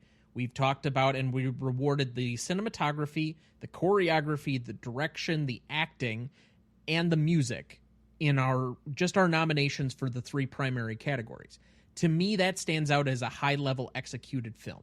The reason I slightly hold back on this is for something I can't put my finger on. Maybe it's just I don't want to have a recency bias and say this is a really highly level executed movie, and so thus it's a 5, and people come back at me and say, well, you're just too biased because this is a recent movie. So maybe that's what's holding me back, but I just have a 4.5 here, and I have an 8.5 in total. I don't know why. I can't exactly place my finger on it, but I just cannot bring myself to that 5. There you go. Well, I'm a 5 for execution. I don't care. There's just too many things between the script, The directing, the cinematography, the choreography, the music and score. It's just too well done. So I'm at a 5. Originality, I like your points. I have some problems. I know that this is fresh and new and such. I guess I'm going to go with a 4.5. It's not completely outside of the norm, so I'm at a 9.5. So you went above me on both categories, even though you were trying to argue against my points for originality. Okay. Point taken, Dad. I didn't really argue against your point on originality. I'm not sure what you're talking about. Finish us, take us home here. I have a 9.5 as well. Okay. I put a 4.5 for originality, just because the majority of this movie is made up of other things. Like we have we have a little bit of a rom-com, we have a romantic story, but it challenges it and is still original where it doesn't give us the ending that we want. So there's still the originality, but it does still have kind of the formula of a romance movie. It has the inspiration from old Hollywood. It has, modern actors. All these pieces come from other pieces, but it still in itself is original enough. So it's just that 0.5. I'm not giving it a 5 just because it's you have so much inspiration from other things, but you're still enough to be an original thing yourself, in itself. So 4.5 for originality, and then execution, it's a 5. This movie's so cool. This movie's beautiful. This movie is so ambitious. It's beautiful. The end. It's perfect. So visually, execution, performances, I have zero complaints about the way they put this movie together.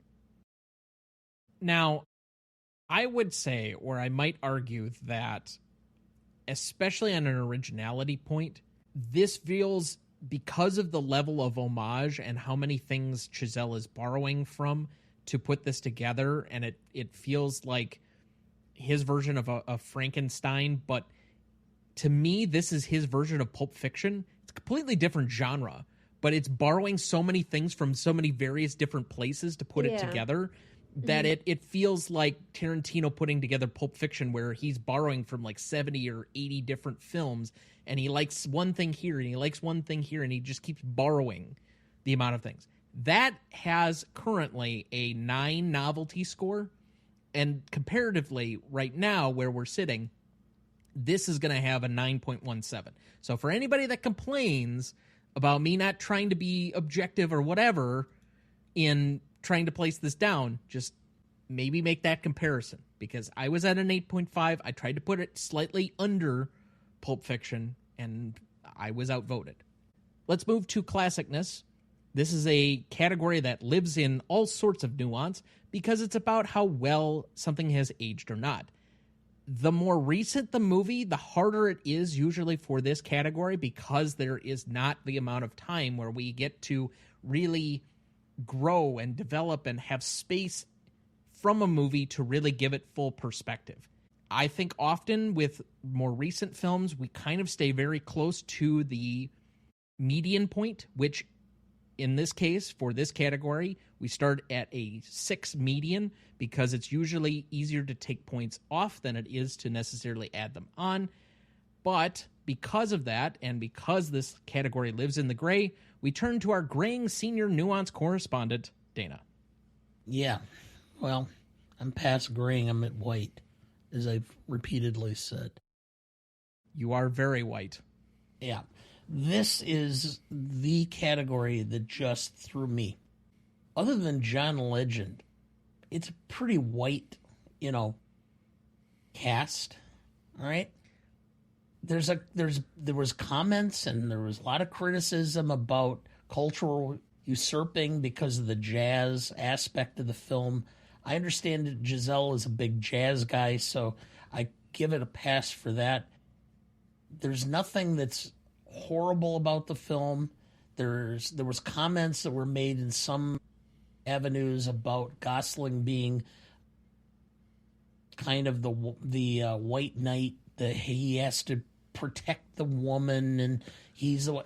I understand. So I'm sitting there going, I understand these points. I don't necessarily agree with them, but I also don't necessarily see any reason to give it a bigger bump up other than to say that it's fresh and there's nothing that would prohibit me from saying that it's not classic. So I went with a 7 and gave it a slight bump up for that reason, but I'm all over the place. I remember the criticism of this movie where people were saying, oh, Ryan Gosling's trying to save jazz, very tongue-in-cheek, but those were also disingenuous from the people who didn't really like this movie to begin with. So fuck off.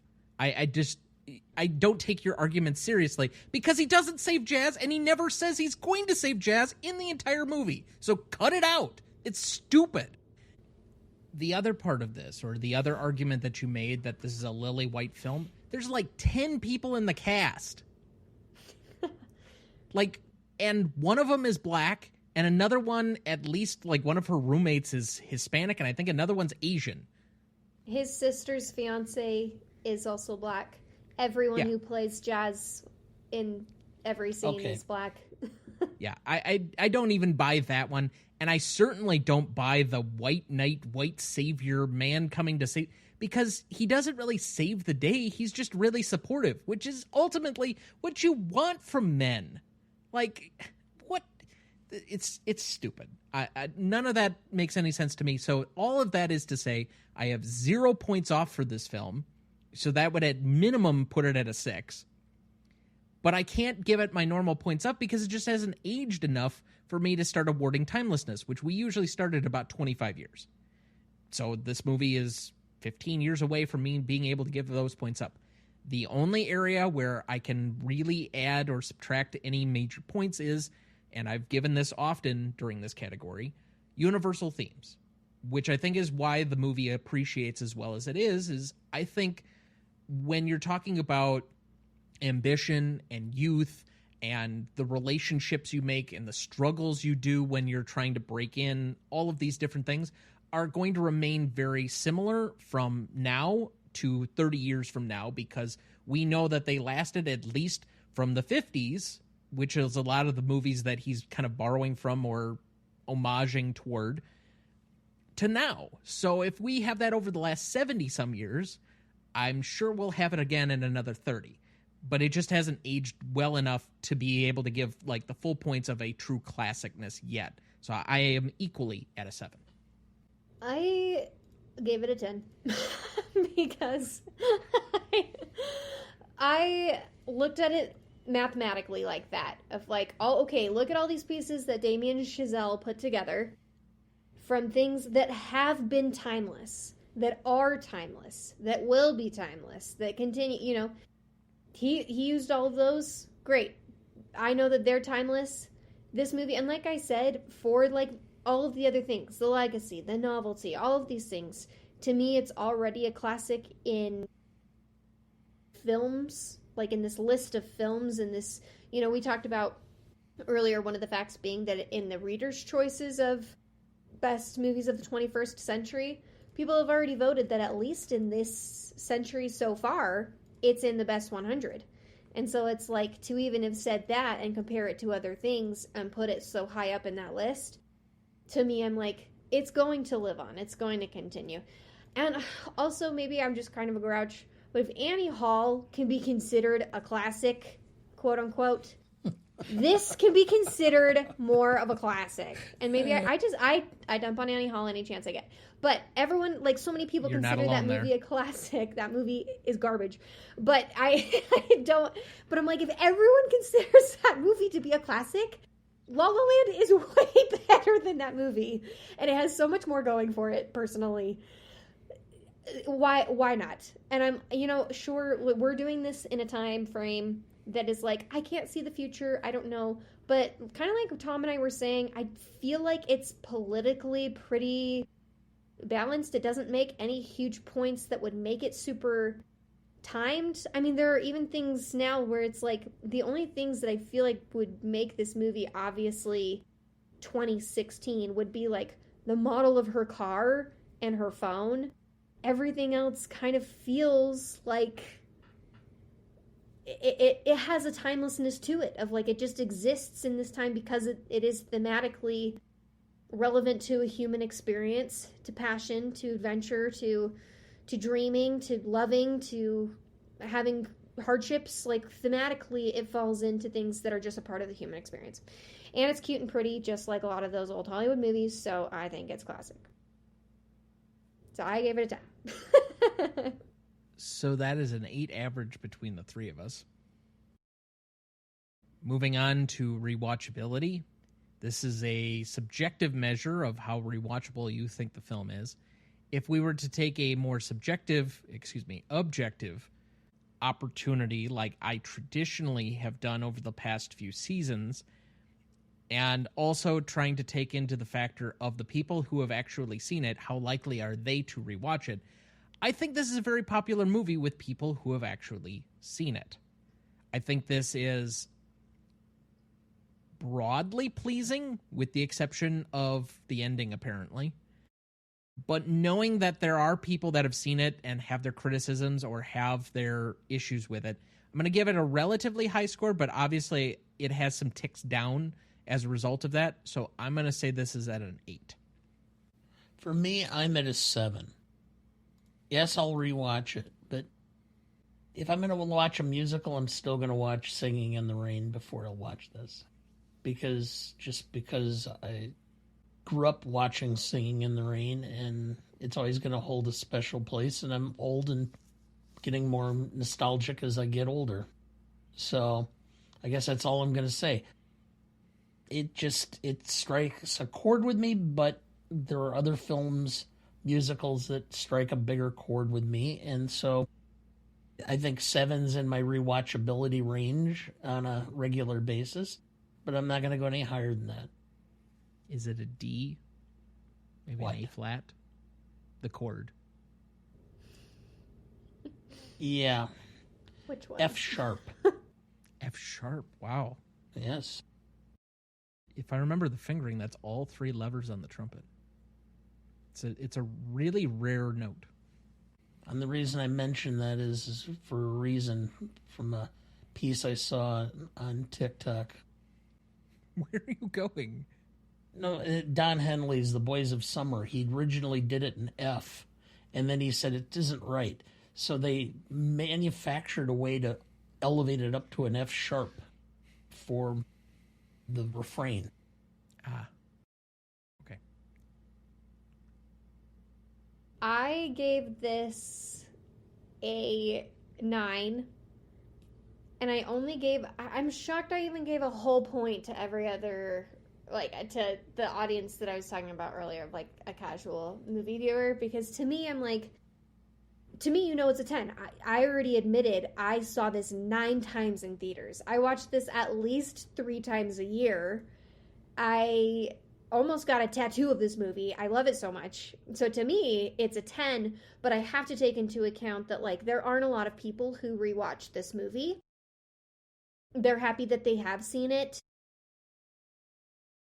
A lot of people that I've talked to have said that the ending puts them in a funk because they're so sad that it did. Wah, wah, wah, wah, wah. Wah, wah, wah. We've already told you enough and yapped on enough about why your concerns about the ending are dumb. But people still have them, or whatever. You can have feelings. But so I'm giving that point in between a 9 and a 10 to those people who don't typically rewatch it. Even if they are happy that they've seen it, I don't know if too many people will go back and be like, oh, I'm just in the mood to watch that, you know? And maybe it's also because I have polarized so far on the other end that I don't know how to, like, empathize with those people, because I'm like, I'll watch it right now. I'll watch it again this second. I'll turn it off, like, I'll turn it right back on the second it ends. Watch me. But I'm just going to give them that wiggle room. So, listeners, you're welcome. But that's it. I have to ask, what kind of a tattoo would you have gotten for La La Land? I was thinking about, like, the dance move. Like, them doing the dance move, like a little outline of them doing it. I found one. It was really fun. And it was going to be really small. But then I actually ended up getting most of my tattoos laser removed. So This was back in the day. Like 20-year-old Klarissa who was just like, I get a tattoo of whatever. Let's get this movie. Yeah. Don't worry. I learned the lesson. Lasering tattoos is very painful. I used to have a trip to the moon with the bullet in the eye this big right here, and it is completely gone. That's a side note about Clarissa. But the point is, I love this movie. I love this movie, so. Well, that is going to be an 8 average between the three of us. For audience score on this one, we had an 8.0 from IMDb users and an 82% for Rotten Tomato users, giving us an 8.1. So to repeat the categories, we had a 9.33 for Legacy, a 9.5 for Impact and Significance, a 9.17 for Novelty, an 8 for Classicness, an 8 for Rewatchability, and an 8.1 for Audience Score, giving us a final total of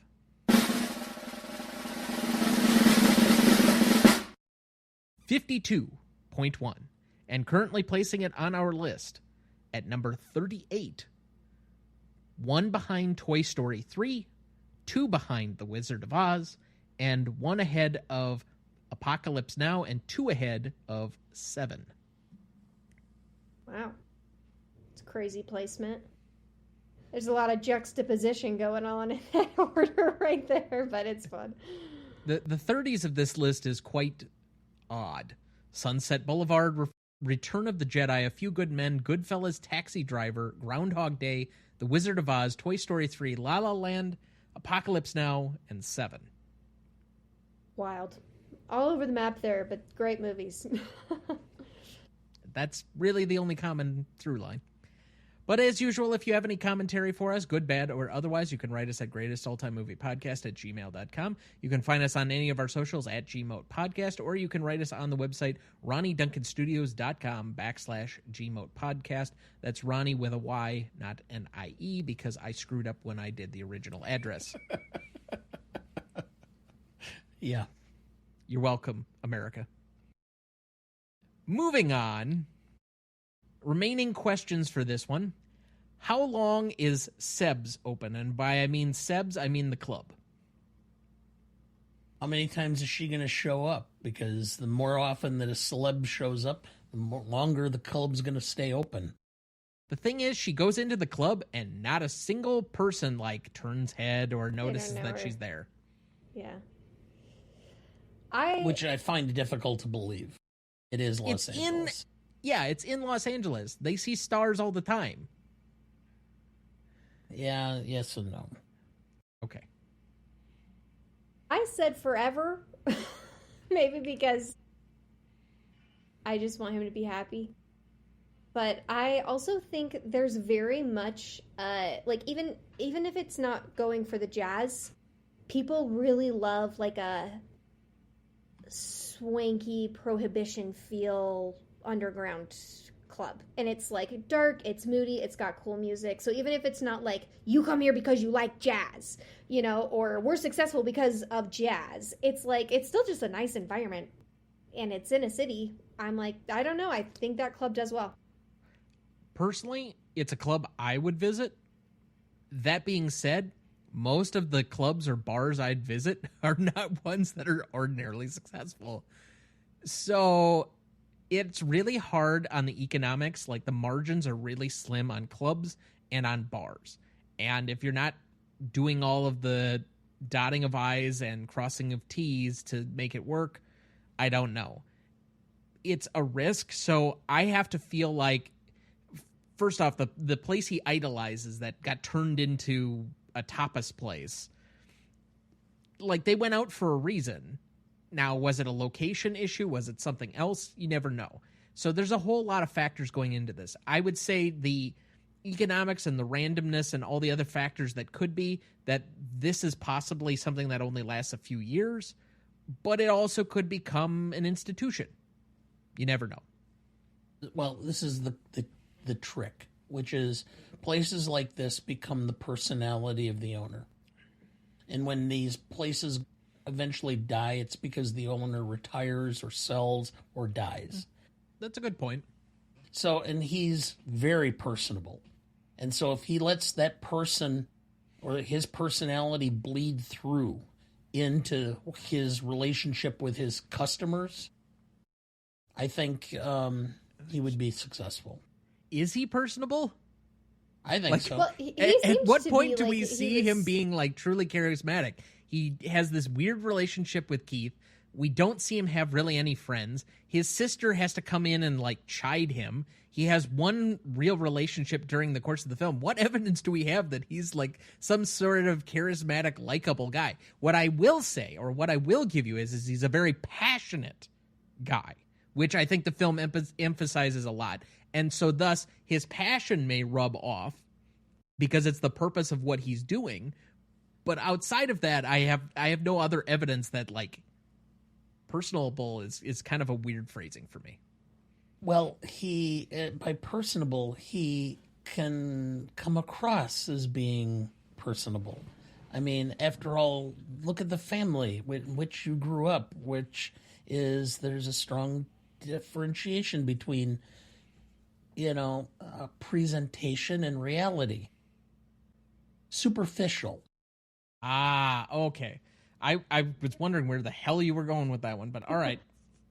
I'll let that one go. He Next. also no, wait.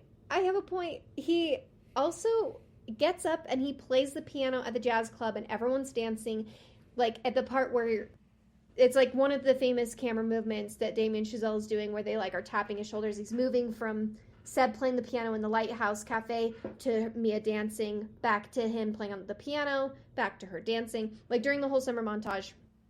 So we see him interacting in the club socially, but then we also see him interacting with his band in like the 5 years later as he's prepping to open the club. We see him being really personable, really excited, and then as like him getting up on the stage, he has a great energy once he's there, and it's like, so he shows himself as an owner of the club then, and the only time he freezes up or changes that kind of like stance is when he sees her, but even then he continues on. So I feel like we see moments of him being personable. I'll grant you a few of those. Moving to question 2. Did Seb and Mia stay together for a while, or did they fall apart as soon as she leaves for Paris? They were already pretty much done. They kind of were together basically to force her to come to the audition, which really wasn't even an audition. It was just her showing up. No, it was an audition because they were doing like 2 or 3 different actresses, and they said as much during that scene. It wasn't just that she showed up and got the part. It was that she was in like a semi-finalist kind of situation. Yeah, it's because they saw her show. Yeah. But still, I think that, she was going to be in Paris for an extended period of time, 6 months, 9 months. They never recovered from the combination of events. They both moved on after that.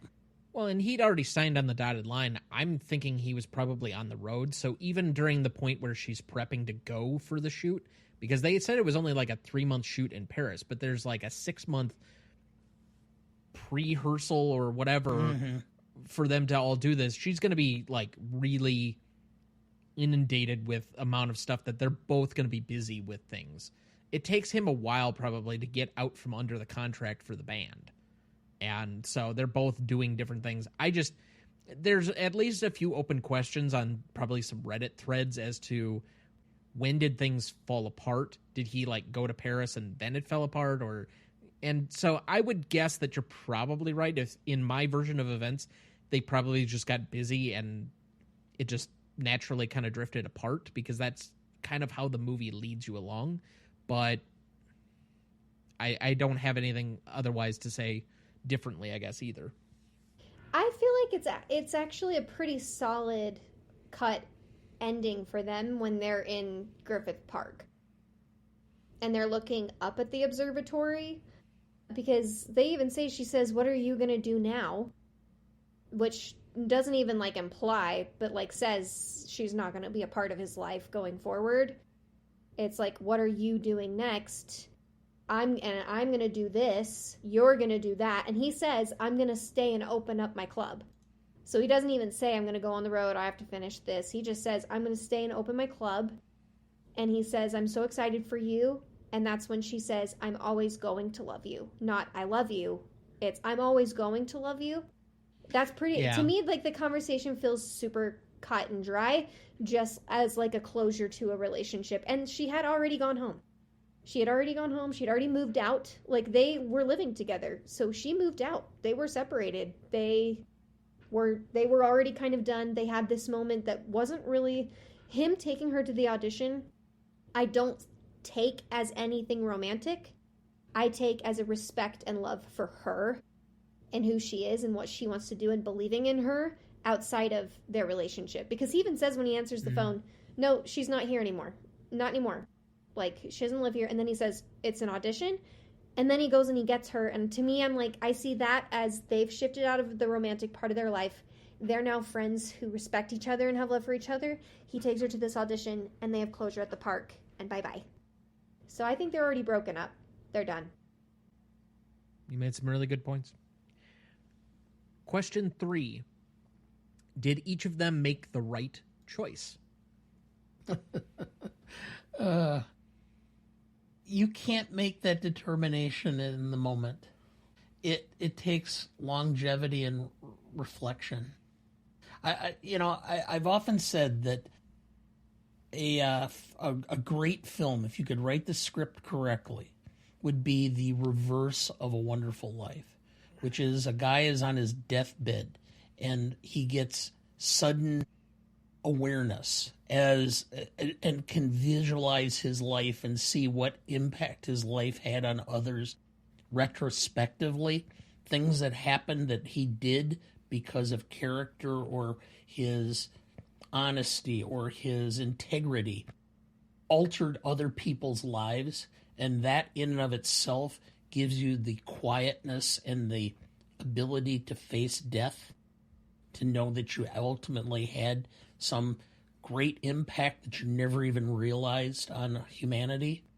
I think that would make such an awesome film if you could write the script correctly.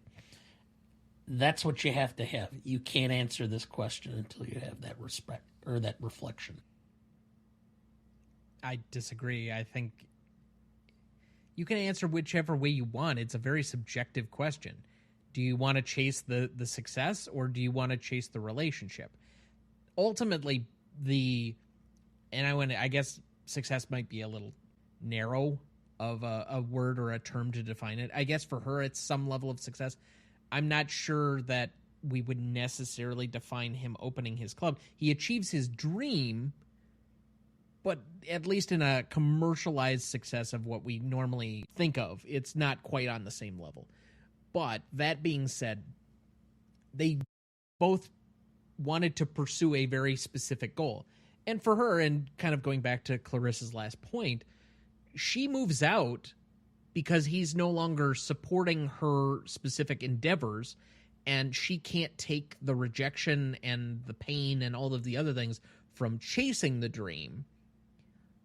She's not sticking around because the relationship is so good that I can exist without this dream anymore.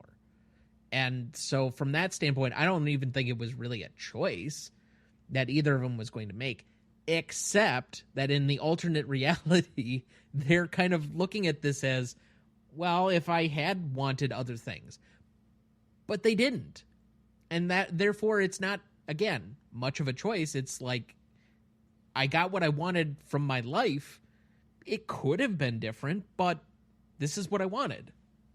I'm going to answer this question in my answer for the next question. Which is fair, because one question begets the other one, which, yeah, again, we've talked about it now multiple times, and you both stepped on it. Does the final smile between Seb and Mia represent closure, longing, or mutual gratitude? So to answer like both these questions with like the right choice and what does this smile represent, to me this smile represents that they are comfortable with their choices. The epilogue entirely is a rumination on what could be, what could have been, which is also kind of part of like the human experience. Again, what if I hadn't done that? what if Klarissa had continued to pursue Broadway? What if I had continued to do that? Would I be where I am now? I don't know. But they have this, it's a rumination on what could have been, and maybe even seeing, yeah, we could have ended up together and had it all, but we didn't, and that's okay. I think it's just a mutual respect and a gratitude for the years that they, like the year that they had, because it's only a year. Like the seasons show, it's only a year that they're together. But I think it's just, we're good. It's closure, it's sweetness. I think it's all of those things, except for longing. I don't think it's longing at all. It's like a respect and like, you're good, I'm good, this was good, we're good. I would agree with that. I don't believe that this is anything having to do with closure, because ultimately I don't think either of them would do it over, and thus why I also can't say it's regret. I think it's an acknowledgement of the other's importance in the other person's life, and thus, to a level, it's a gratitude. At that moment in time. If okay. you ultimately believe as you age, and I'm speaking to this as the person who's elder statesman, twice the age of both of you, probably both of us combined. There are moments in time where you think you made the right choices, and then later on something doesn't happen the way you wanted it to, or you thought it would, or you have, it's called regrets, where you go, what would have happened if I would have done this or done that? So at that moment in time, yes, there was mutual gratitude and whatever, but that's not to say that later on in life, and they go, if I would have done this instead of this. If Mia's career all of a sudden tanks and she ends up doing One Life to Live. But I think you're trying to apply a hypothetical future to a question that is really rooted in that exact one moment. And you're trying to look beyond it when the question is... I'm just telling you, at that moment in time, yes, that's the way you answer the question. But if you're going to look at it over the longevity, you can't say, because things change, people change. It ultimately depends on how you view your life. If you're happy and you like who you are, then the choices you've made along the way are the appropriate and the correct ones. And Dana continues to not know how the internet works. It wants hot takes, definite answers, not extra nuance and ambiguity. Well, that's just... Well, I think it's a good point that, we're going to continue to do that in life. That's what it is. But, for this specific moment where they're ruminating on what could have been, and again, like you said, that happens in life. You ruminate, what if this or that? That's a very normal human thing to do. But for this exact moment where they've had this long rumination during this epilogue of what could have been, and then the closure for that rumination of, this is a gratitude, I think... how would you feel about that? Do you think it's a gratitude? Narrowing down to this specific time that they're at that moment in time, yes, because they both realized they were there to help each other get to this point. They'd previously helped each other get to that moment. So thank you for actually finally answering the question that I asked. Instead of answering the one you wish I asked, you're the one who wants dialogue all the time and a nice conversation. And then when you have one, well, our own Lex Luthor. You gave an answer to a question, but you did not answer my question until the end. It's called obfuscation. I'm a lawyer. Sure. I know how to do that. It's also called bullshit. How to answer a question without answering it. It's also a political move. But anyway, any remaining questions for either of you? I think we've covered the biggest things for this movie. All right. So hearing none, I would like to thank our guest for being back with us for her fourth time. That means her next time on will be for her hat. But... Yes. You are not currently scheduled to be back with us yet, but we will send you the schedule. You are welcome back anytime. Just let the people know again what you're working on and where they can find you. You can find me at I've Seen That One. Again, I might throw a reel your way about this year's movie releases. Who knows? Right now, maybe not in this year, but I should be picking up again in the new year, hoping once my girl is 3 months old that I can find some regular life and consistency again. I do miss the movie space, so we'll see. But that's where you can still find me. Still come and chat with me about movies, and hopefully I'm back here soon. All right. Dad, final thoughts for the week? None. I'm just kind of know that there's a huge list of upcoming movies, and I'm looking forward to them. That's all I'm going to say. You do this every time. None. And then let me give you my 5 other things that actually are on my mind. So do you or do you not have final thoughts? It's a binary choice, and yet you somehow live in both camps.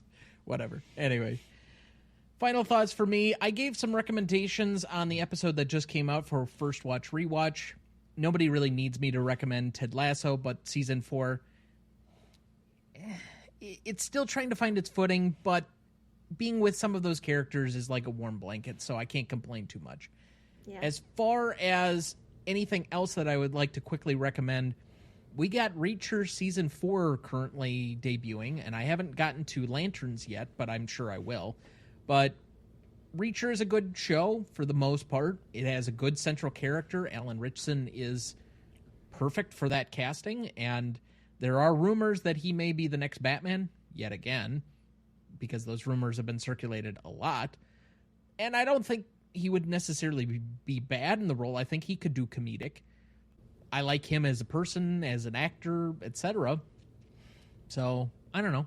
If you want to give that a try and not think about Tom Cruise while doing it, it's on Amazon Prime. There's 3 seasons, plus I think there are 4 episodes into this 4th season already, and it's a decent show.